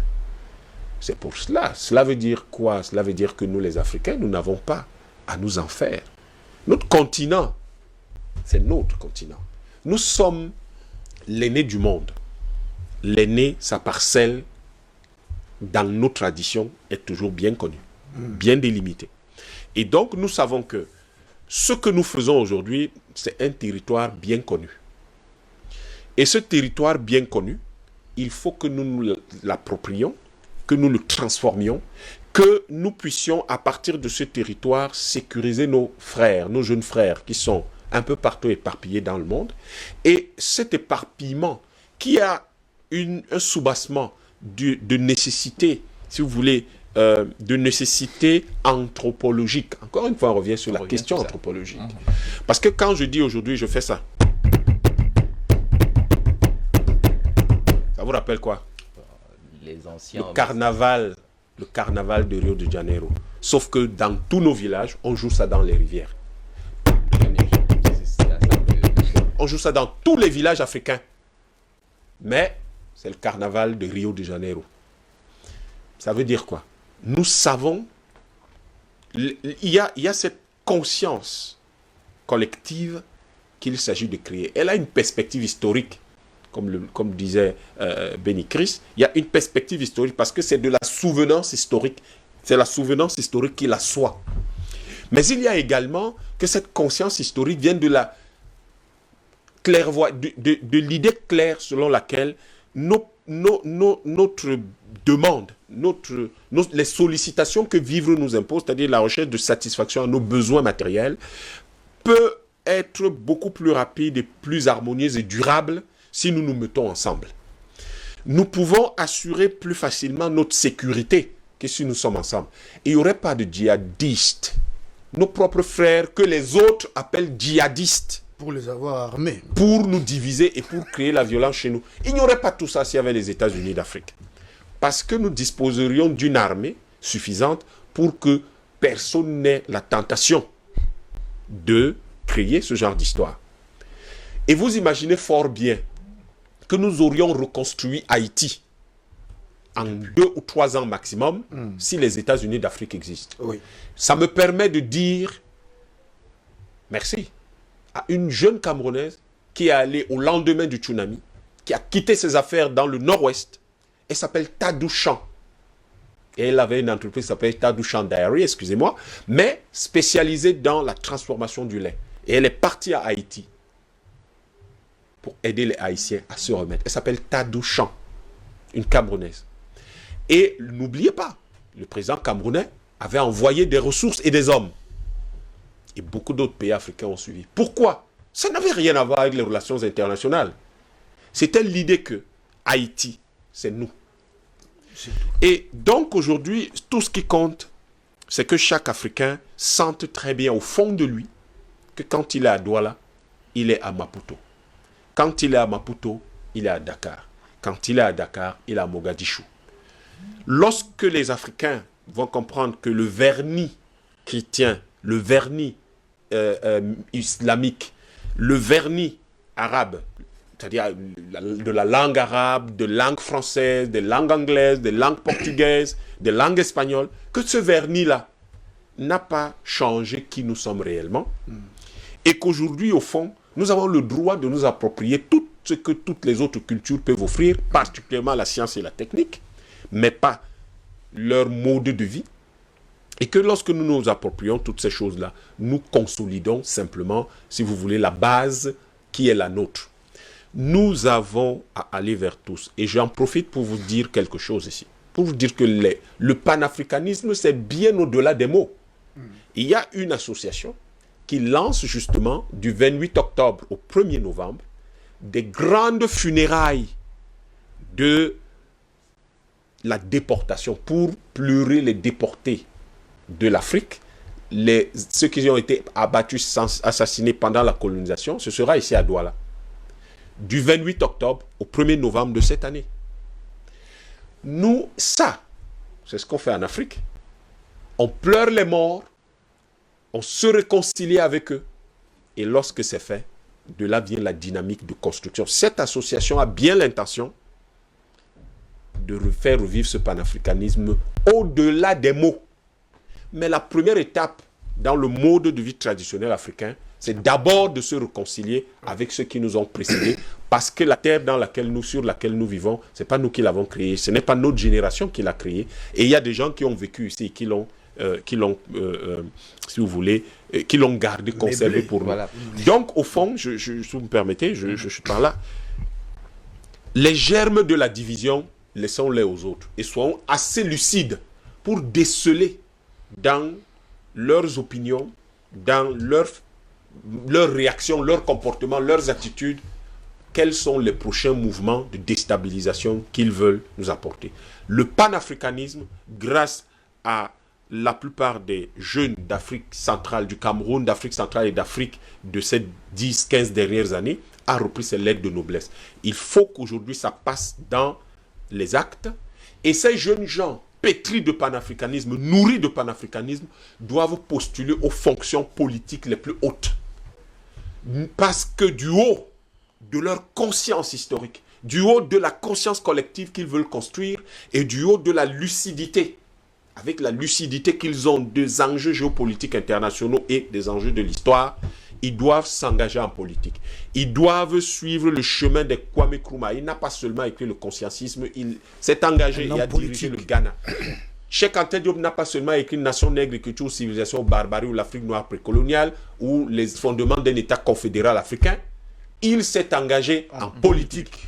Ces jeunes gens doivent s'engager en politique et la plupart de leurs pays ont des élections en 2025. Ils doivent s'y engager pour prendre le pouvoir et pour construire donc finalement ce panafricanisme autour des États-Unis d'Afrique qui vont donc comprendre Haïti, qui peuvent comprendre la Nouvelle-Calédonie, qui peuvent comprendre le Suriname, qui peuvent comprendre la Guyane, qui peuvent comprendre la Martinique, etc.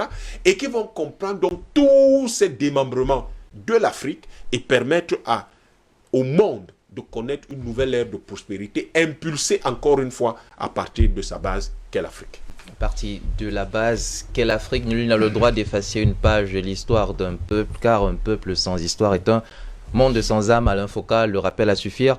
Et donc, cette base anthropologique qui donne de l'âme au panafricanisme aujourd'hui, une autre stratégie pour donner à ce panafricanisme plus d'allant, vous en pensez quoi? Oui, je suis vers des initiatives bien sûr, multiples, mais qui convergent tous vers le même objectif. Je suis d'accord avec tout ce que j'ai entendu. Je suis d'accord surtout que vous savez, on peut avoir des idées, mais pour les matérialiser, il faut avoir le pouvoir politique. C'est tout.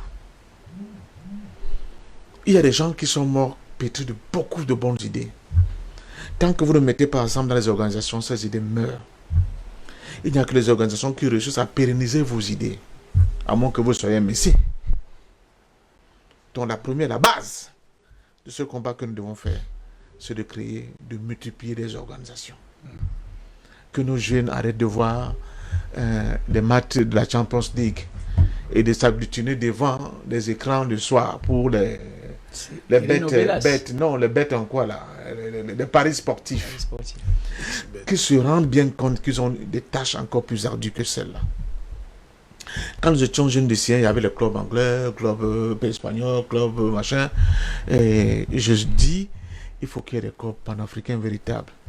Que les jeunes commencent à s'initier au panafricanisme. Sans organisation, ça va être compliqué.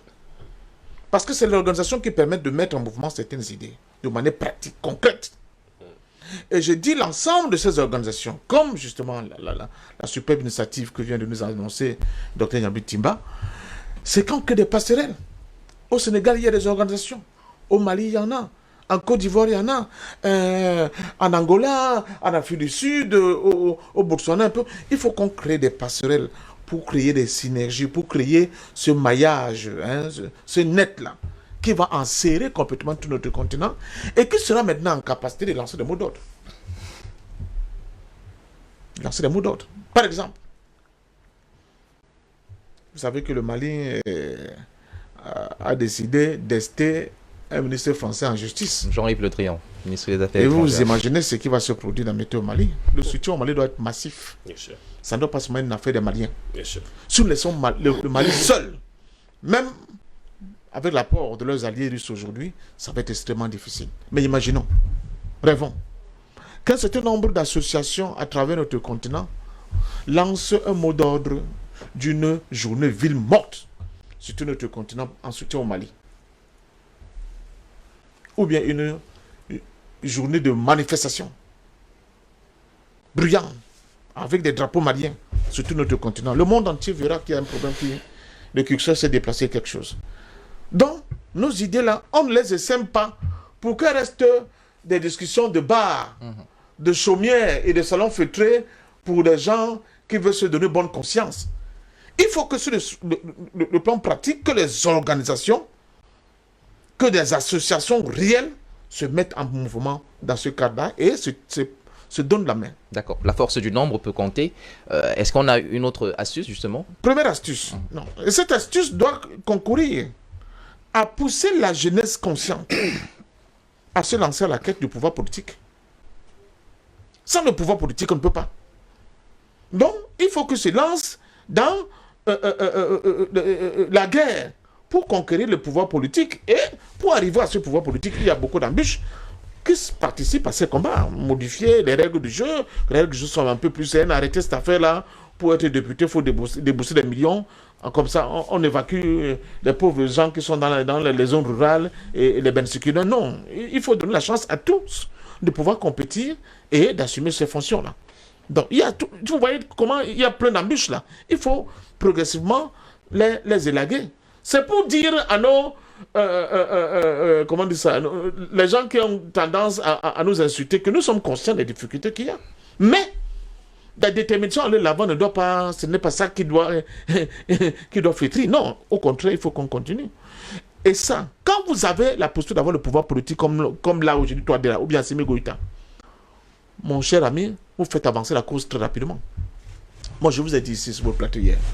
Si moi, Ndom, je suis chef d'État, demain matin, avant midi, je prends une décision, je donne la nationalité à qui la veut, à tous les citoyens de la zone d'Afrique centrale.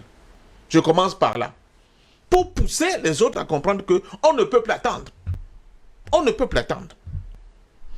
Donc, je pense que c'est l'agrégation de cet ensemble d'initiatives qui vont nous permettre. Maintenant, je pense aussi au soft power.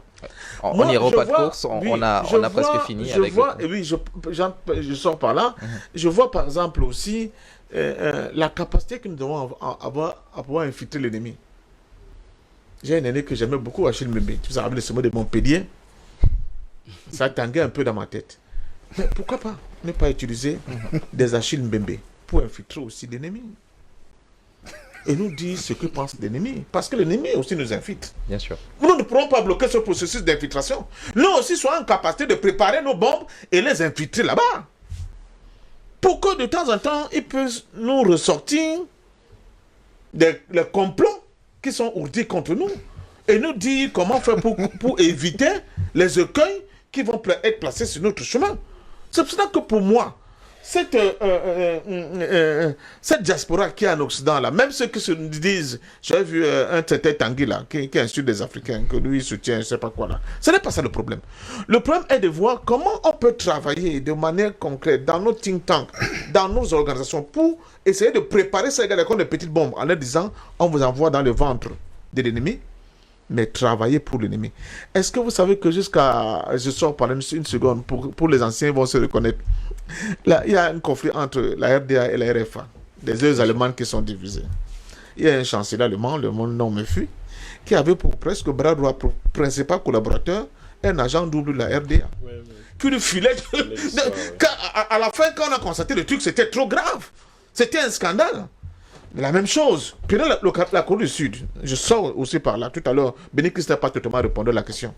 Et le dernier chef d'État, avant l'ouverture démocratique de 91, le nom aussi, comme ils ont le nom de Windum Yoon, quelque chose comme ça. Excusez-moi, c'est pas une insulte, mais eux aussi, ils ne peuvent pas prononcer Ndom. Ils vont dire Ndom, bon, ça arrive. On dit que non, il a été d'une brutalité incroyable. C'est un dictateur, il avait. Alors, à la fin de cette affaire-là, on fait un procès contre lui. Et à la fin, un avocat lève le doigt et dit, je vous pose cette question. Prenons la Corée du Sud, avant que ce type prenne le pouvoir. Et évaluons la Corée du Sud, après que ce type soit parti du pouvoir. Après, jugez-le. Les juges se sont levés, ont dit, monsieur, vous pouvez rentrer chez vous. C'est tout. C'était fait. Donc, la question de la longévité au pouvoir, c'est les dividendes. Oui, vous avez mis longtemps au pouvoir. Maintenant, qu'est-ce que vous avez fait pour vous? Avez-vous pu le transformer? Mais malheureusement, certains durent au pouvoir. Pour rien. Pour rien. C'est pour ça que nous combattons cette durée au pouvoir indéfinie, qui est presque devenue une panacée maintenant pour certains pays africains, sans que le peuple puisse en tirer des dividendes concrètes de cette longévité de certains individus au pouvoir. Voilà. Président parfait, patient, en homme au pouvoir, on aimerait bien voir ça.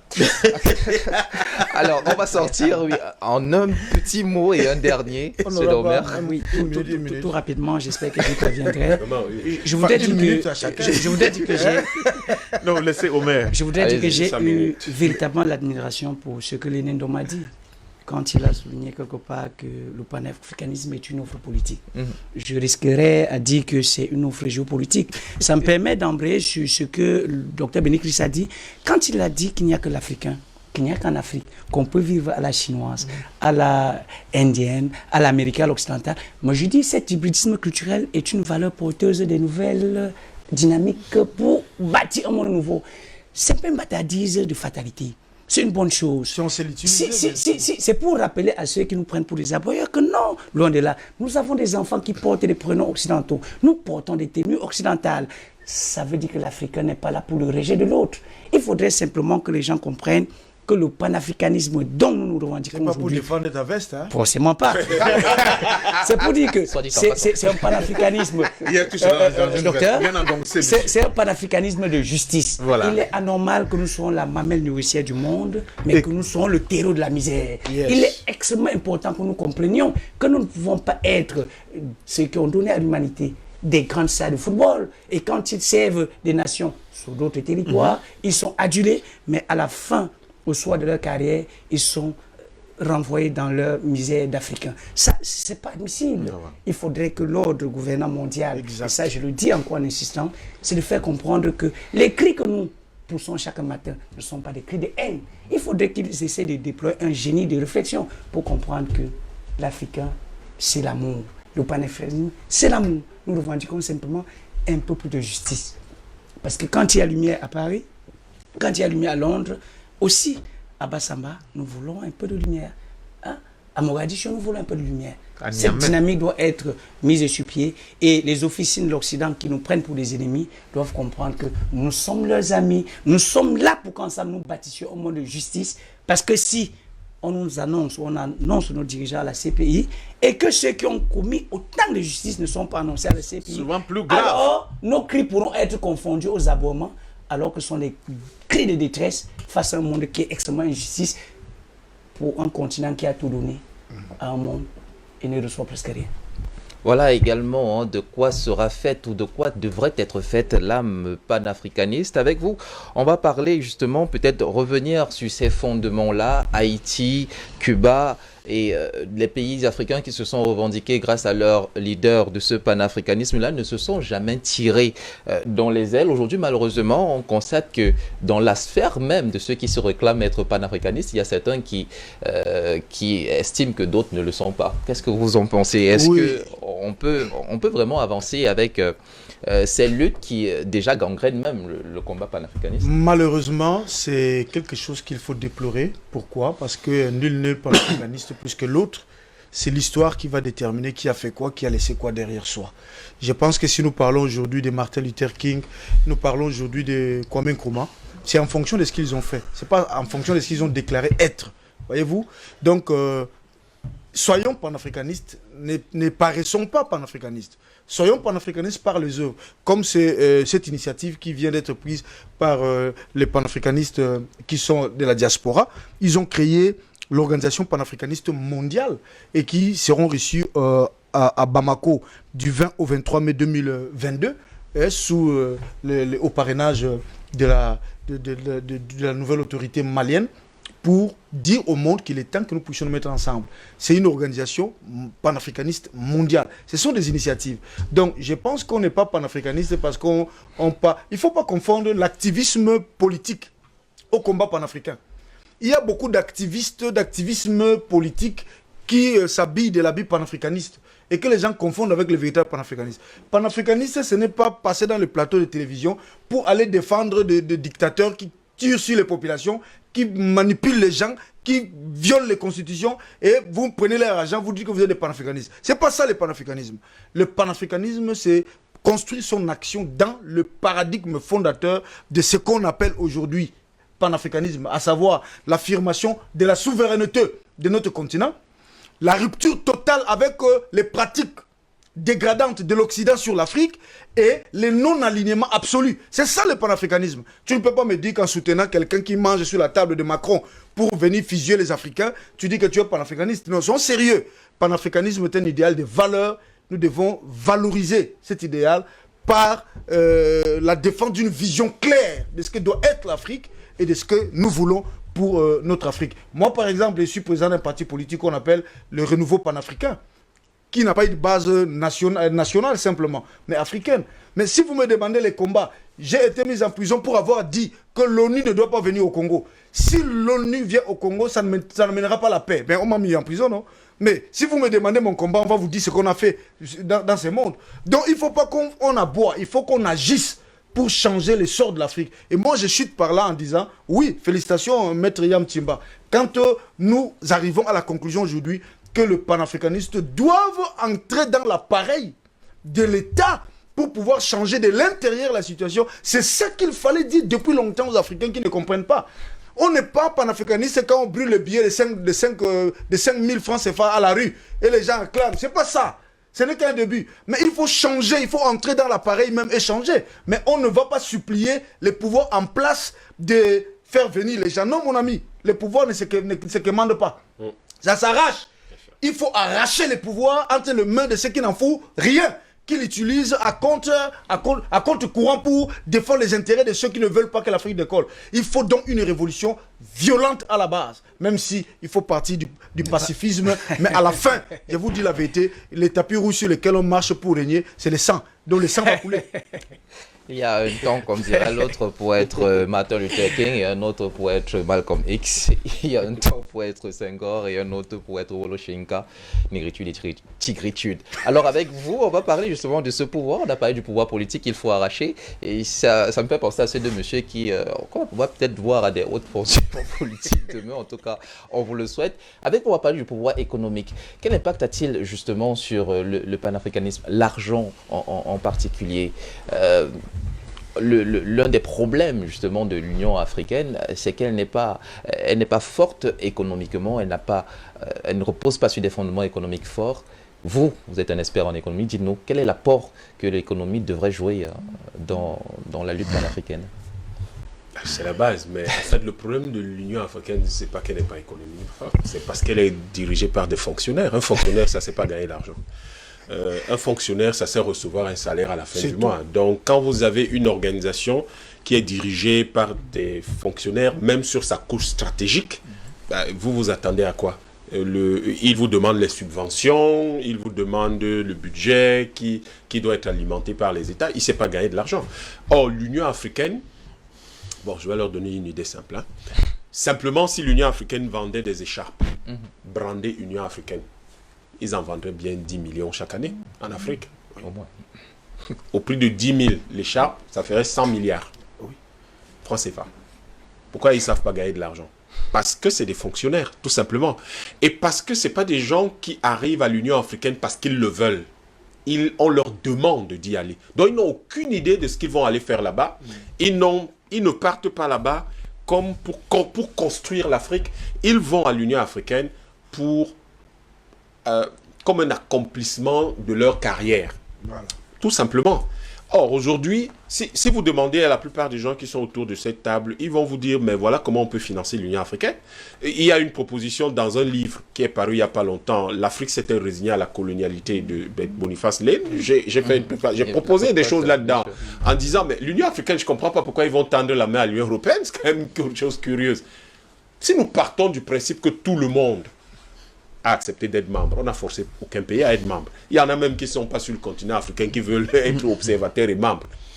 Mais à partir du moment où les gens l'ont accepté, il y a 800 millions, aujourd'hui un peu plus de 800 millions d'abonnés au téléphone, téléphone mobile en Afrique.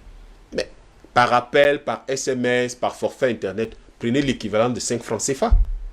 Ça va vous donner exactement, d'après nos calculs, autour de 2 milliards 200 millions de dollars chaque année. Oh, l'Union africaine, son budget tourne autour de 400 millions de dollars ou 400-500 millions de dollars. Là, nous aurons 2 milliards 200 millions de dollars à peu près. En prenant 5 francs, l'équivalent de 5 francs CFA. Appel, SMS, forfait Internet. Si vous y ajoutez le mobile money, vous portez ça autour de 4 milliards de dollars. Parce que vous avez des opérateurs dans de petits pays comme le Cameroun qui font 10 000 milliards sur le mobile money en un an. L'année dernière. Oh, si vous partez du projet, si vous vous rappelez qu'ils sont 2 qui font déjà ça, vous êtes donc près de 20 000 milliards, donc on peut quand même tirer quelque chose là-dedans. Donc sur tous ces pays-là, on peut avoir plus de 2 milliards de dollars.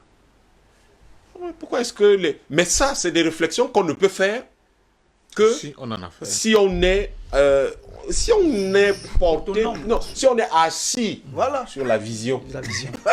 La vision. Que voulons-nous? La question que je pose toujours. Que voulons-nous pour notre peuple et pour nos pays? À partir du moment où vous vous posez, mais là, je mets au défi tous ceux qui sont à l'Union africaine de venir me prouver qu'ils s'étaient posé cette question au moment où ils y entraient. Aucun. Ils y sont arrivés, le président a recommandé, le président a demandé que tel y aille, etc. Mais ils ne se sont jamais posé la question. Que voulons-nous pour l'Afrique? Et comment allons-nous donner à l'Afrique ce que nous voulons pour elle? Là, nous avons, et je parle d'un livre qui est paru en 2020, je vous parle de réflexions qui sont menées par beaucoup d'autres Africains qui font des propositions que personne n'écoute. L'Union africaine, vous avez quand même besoin d'une force, vous avez une force multinationale en attente. Vous avez quand même beaucoup de théâtres de conflit, il vous faut des armes. Mais l'Union africaine est-elle allée un jour voir tous les pays? Quand vous allez dans la plupart des pays africains, vous avez des artisans qui fabriquent des armes. Ça veut dire que la fabrication de pistolets ou d'armes de poing ou d'armes d'attaque n'est pas du tout quelque chose d'extraordinaire. Est-ce qu'on est allé voir nos universitaires pour qu'ils encadrent ces artisans et qu'on puisse avoir une unité continentale de production d'armes? L'Union africaine, vous avez tout un commissaire qui s'occupe des questions agricoles. Vous avez entendu qu'il y a une ferme modèle de l'Union africaine quelque part? Il n'y en a pas. Est-ce que l'Union africaine, ils vous disent qu'ils ont un commissaire qui s'occupe de la santé, non? Vous avez entendu qu'il y a un laboratoire modèle de recherche en épidémiologie de l'Union africaine quelque part? Aucune vision, aucune, et une totale incapacité à se financer.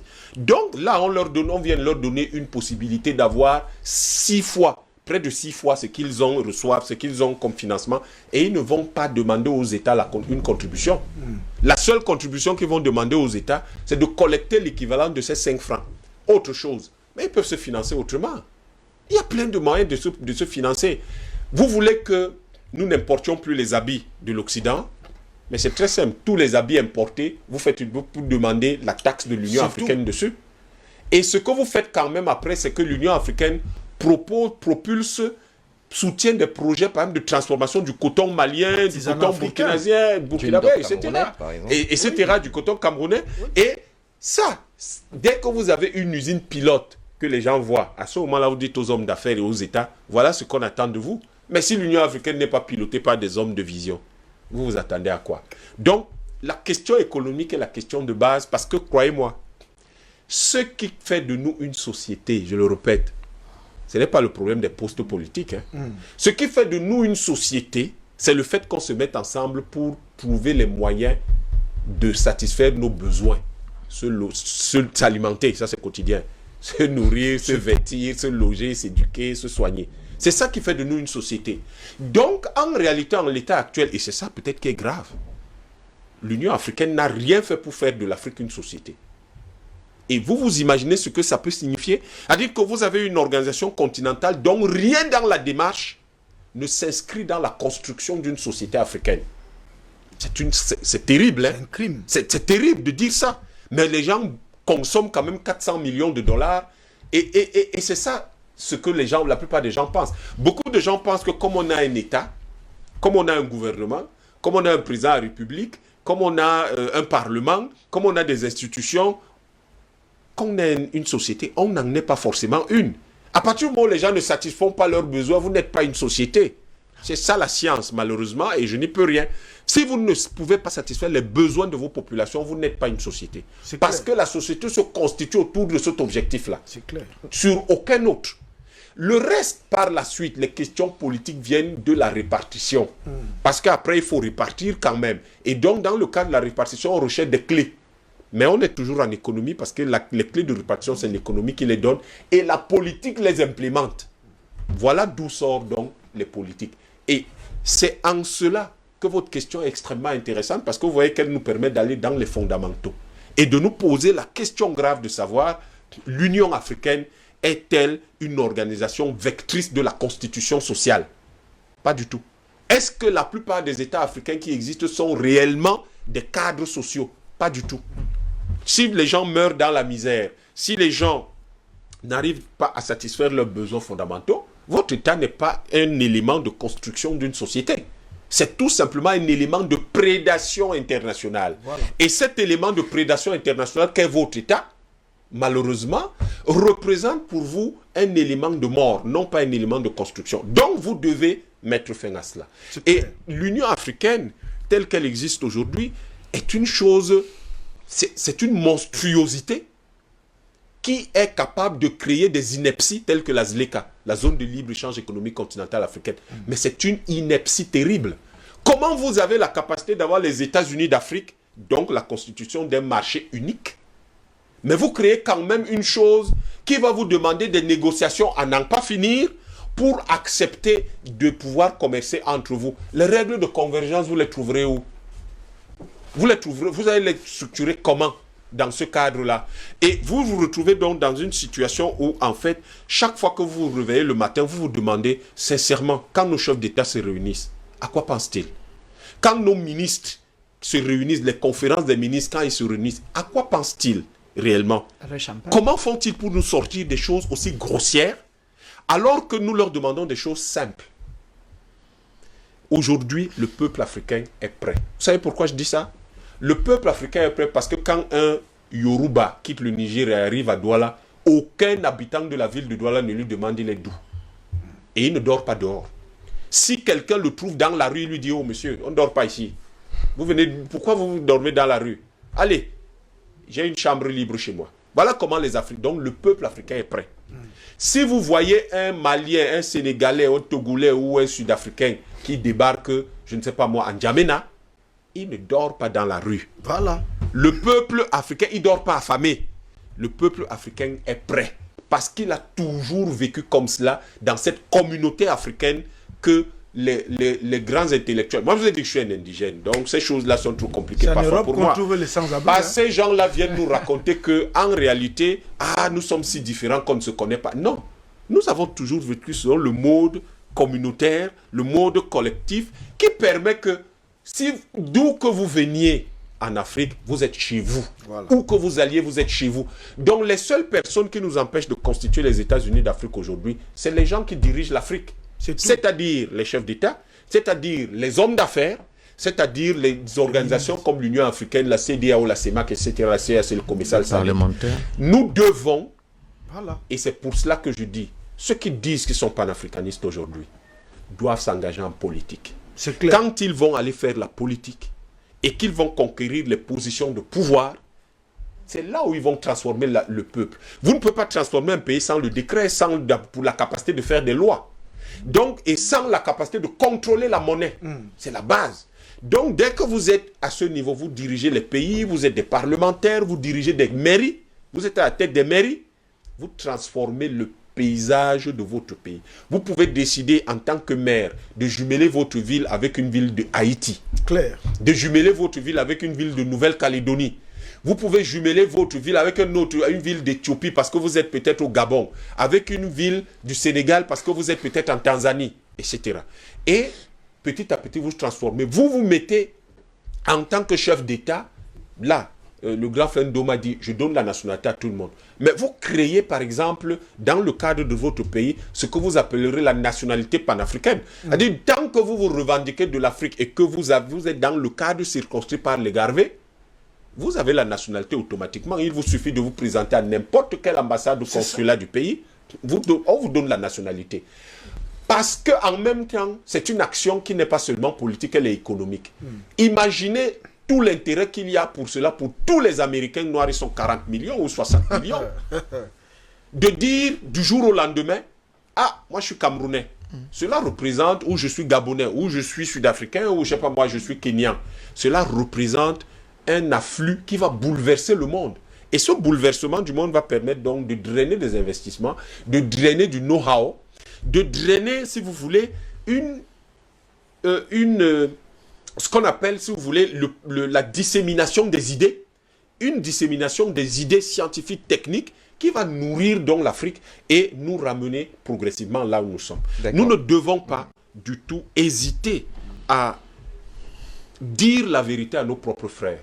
Je sais que beaucoup de gens qui ont écouté aujourd'hui et qui sont de l'Union africaine ne sont pas contents de ce que je viens de dire. C'est la vérité. Mais je reste sur la science. À leur niveau, ont-ils simplement un hôpital modèle en Afrique? Ont-ils une ferme modèle en Afrique? Ils n'en ont pas. Ont-ils créé une usine, une cotonnière quelque part? Il n'y en a pas. Ces gens n'ont aucun programme politique, aucun programme de développement économique. Mais comment peuvent-ils prétendre diriger l'Afrique, prétendre être ceux qui vont travailler à l'Union de l'Afrique? Même les simples programmes d'échange universitaire, est-ce qu'ils en ont? Est-ce qu'ils ont est-ce qu'on a des étudiants sud-africains qui vont au Nigeria, des étudiants ivoiriens qui vont au Mozambique? Est-ce qu'ils ont organisé ne serait-ce que ça pour créer la fameuse conscience collective sur la base donc d'une certaine de ce rapprochement des intelligences en Afrique. D'accord. Et pourtant, c'est malheureux de le relever avec autant d'acuité. Dans l'agenda 2063 de l'Union africaine, il est pourtant stipulé que l'Afrique doit se réunir pour participer à sa renaissance. Merci, Dr Yam. Vous l'êtes président, jurez-vous de faire juste 3 minutes, je vous donne la parole de fin. Ok, ça, vous préparez déjà la prestation de serment d'une autre vie. Alors, on va sortir avec vous. Justement, vous avez le mot de fin pour ce sujet sur le panafricanisme. Quand on vous écoute, tout le monde, tout Africain, justement, quel qu'il soit et où qu'il se trouve, devrait être panafricain, en fait. Mais évidemment, c'est notre bateau magique. Si nous voulons transformer notre quotidien, notre être, la position que nous occupons aujourd'hui dans l'échelle, n'est-ce pas, des communautés mondiales, il faut absolument aller vers cette union-là. C'est très important. Et c'est pour cela que je suis heureux que Dr Amitimba m'ait rejoint dans ce bâton de pèlerin que j'ai eu sur vos plateaux depuis un certain temps en disant il nous faut aller vers l'unité politique tout de suite. Et je dis, si les gens trouvent que c'est compliqué, allons au moins vers les unités sous-régionales. Voilà, allons au moins vers les unités sous-régionales. C'est pour cela que je proposais cette nationalité camerounaise à donner tout le monde, parce que nous sommes l'aîné de la sous-région, c'est une réalité. Allons au moins vers ça. Yamba fait une proposition incroyable qui est très importante. Et c'est des propositions comme ça qu'il nous faut. Parce que ce qui se passe, on nous dit que les peuples sont à l'image de leurs dirigeants. Le problème qui se pose en Afrique aujourd'hui, c'est de savoir comment les gens font pour arriver au pouvoir. Et ceux qui sont dans ces institutions-là, comment ils font pour y arriver? Quels sont les modes de cooptation, excusez-moi? Comment ça se fait pour que quelqu'un soit fonctionnaire à l'Union africaine? Ça se passe comment? Vous ne pouvez pas me dire. Il a parlé d'une initiative, par exemple. Il a un châle. Il dit, bon, ok, qu'on fabrique des châles et qu'on les vende. Moi, j'ajoute qu'on va dire, par exemple, l'Afrique centrale. Nous voulons lancer cette opération, Charles, Fédération des États-Unis d'Afrique centrale, Parce que nous avons constaté qu'en vendant, il a donné Un chiffre là, énorme, 10 000. important. nous pourrons dégager telle somme. Et ce montant va nous permettre, pour une première opération, De de financer relier, telle opération. de relier par exemple, tous nos États par des voies, des infrastructures à la fois routières et ferroviaires. Tout le monde va y participer. Mais même la petite vendeuse de Absolument. tomates en bordure de route est capable de dire que si c'est ça, même moi je vais appeler pour que ce soit possible. Tout le monde y participe. Vous comprenez ça? On le fait avec des objectifs bien précis. On ne lance pas des idées comme ça en l'air, comme les Nord-Africains lancent les idées en l'air et dont on ne voit aucune matérialisation concrète. Les Africains sont preneurs des initiatives et des idées qui contribuent à améliorer les conditions de vie. Exact. Le problème, si ça se transforme en... vous vous souvenez, peut-être vous étiez encore jeune, on a demandé aux gens de cotiser, les gens ont cotisé, on dit c'est pour le mondial qui s'est tenu aux États-Unis. Ouais, entre-temps, la mallette continue de se balader dans l'océan entre Yaoundé et New York, je ne sais pas. Si c'est pour nous faire des coups comme ça, évidemment, les gens seront réticents. Mais si c'est un plan pratique, les gens se rendent compte que oui, si on fait ça, voilà ce que on peut avoir comme avantage. Et vous aurez des comptes à rendre. Et vous aurez des comptes à rendre concurrentiels. Et je peux vous dire que les gens vont se jeter à corps perdu. Donc ce ne sont pas les moyens de financement qui manquent. Mais le problème de fond, il est d'ordre idéologique. 30 secondes. L'Union africaine est sous la coupe de l'idéologie capitaliste néolibérale. D'accord. Donc elle ne peut pas financer ou bien réfléchir au financement de projets qui auront, n'est-ce pas, une plus-value d'ordre communautaire. C'est pas le problème. Au point qu'elle soit même incapable, Oui. ne serait-ce que depuis qu'elle est là, qu'elle soit incapable d'avoir une radio, une télévision. Non, ils ne peuvent pas. Ça ne s'intéresse pas. L'initiative qu'on dit là, on le confie au privé. On dit, ah, monsieur Baban Dampoul, à vous de faire. Ah, Dangote, c'est à toi de faire. On ne voit pas. Et on les défend Et même on pas. ne défend même pas. On ne défend même pas quand ils sont en difficulté. Rien du Oui. tout. C'est-à-dire que si Dampoul est en difficulté, on ne va pas le défendre. Pas du tout. Si Dangote est en difficulté, on ne va pas le défendre. Bien Il y a sûr. même des Africains qui vont trouver des cas, ils croient que quoi, Bien qu'il est sûr. arrivé. Bien sûr. Donc on ne voit pas des initiatives qui participent justement à muscler notre possibilité de tirer toutes les communautés vers le haut. Donc c'est ça le nœud du problème. Parce que ces fonctionnaires-là, tout le monde rêve de vivre comme à Londres et à Paris, à New York. Personne ne rêve de dire que je ne veux plus voir mon village dans l'état là. Je ne veux plus voir ma vie dans cet état. Je ne veux plus voir la jeunesse camerounaise africaine dans cet état. Non, ce n'est pas ça le problème. Donc à partir de ce moment-là, ils croisent les bras. Chacun attend son salaire à la fin du mois. La fabrication Bon. de ces écharpes Donc voilà. Donc voilà. emploierait tous les jeunes qui sont morts Mais dans la il y a beaucoup Merci. d'initiatives, Seulement même ça, dans le monsieur. cadre de la pisciculture. Vous savez Oh. qu'un pays comme la Russie, C'est trop compliqué. un pays comme la trop Russie, compliqué. ils ont des villes Des choses où simples. on ne fait que de la pisciculture. Donc ils n'ont même pas n'arriverez besoin d'aller de... Donc il y a beaucoup d'initiatives. Donc je pense que ce ne sont pas les initiatives qui manquent, Ok. c'est cette volonté politique qui manque. Et je dis à Yam, oui, il faut encourager tous les jeunes à entrer en politique, mais qui savent se battre en politique. Ils se Parce battront. qu'il y a tellement de sont- verrous. non, ils sont brillants. Il y a tellement de verrous C'est- qui éliminent de facto cette jeunesse-là. On n'y arrivera pas. Ou bien, pour qu'une jeunesse puisse arriver, il faut qu'elle soit soumise à l'ordre établi. Il y a de nouveaux C'est ça Nkrumah l'enjeu ici. central aujourd'hui. Il y a Si le c'était nouveau facile, Nkrumah, le nouveau personne ne le Lumumba. ferait. Nous Ce sommes serait là. pas important. On y arrivera. À vaincre On va sans changer l'Afrique. péril, en triomphe sans gloire. Je pense qu'ils l'ont bien compris, chers messieurs. Merci d'être passés sur ce plateau pour parler de ce sujet qui vous rassemble et qui devrait rassembler l'ensemble de la communauté africaine. Les plus grands, ou plutôt les défenseurs de la première heure, sont aujourd'hui au Panthéon. Ils ont défini la voie. C'est à nous de tracer le chemin. À demain.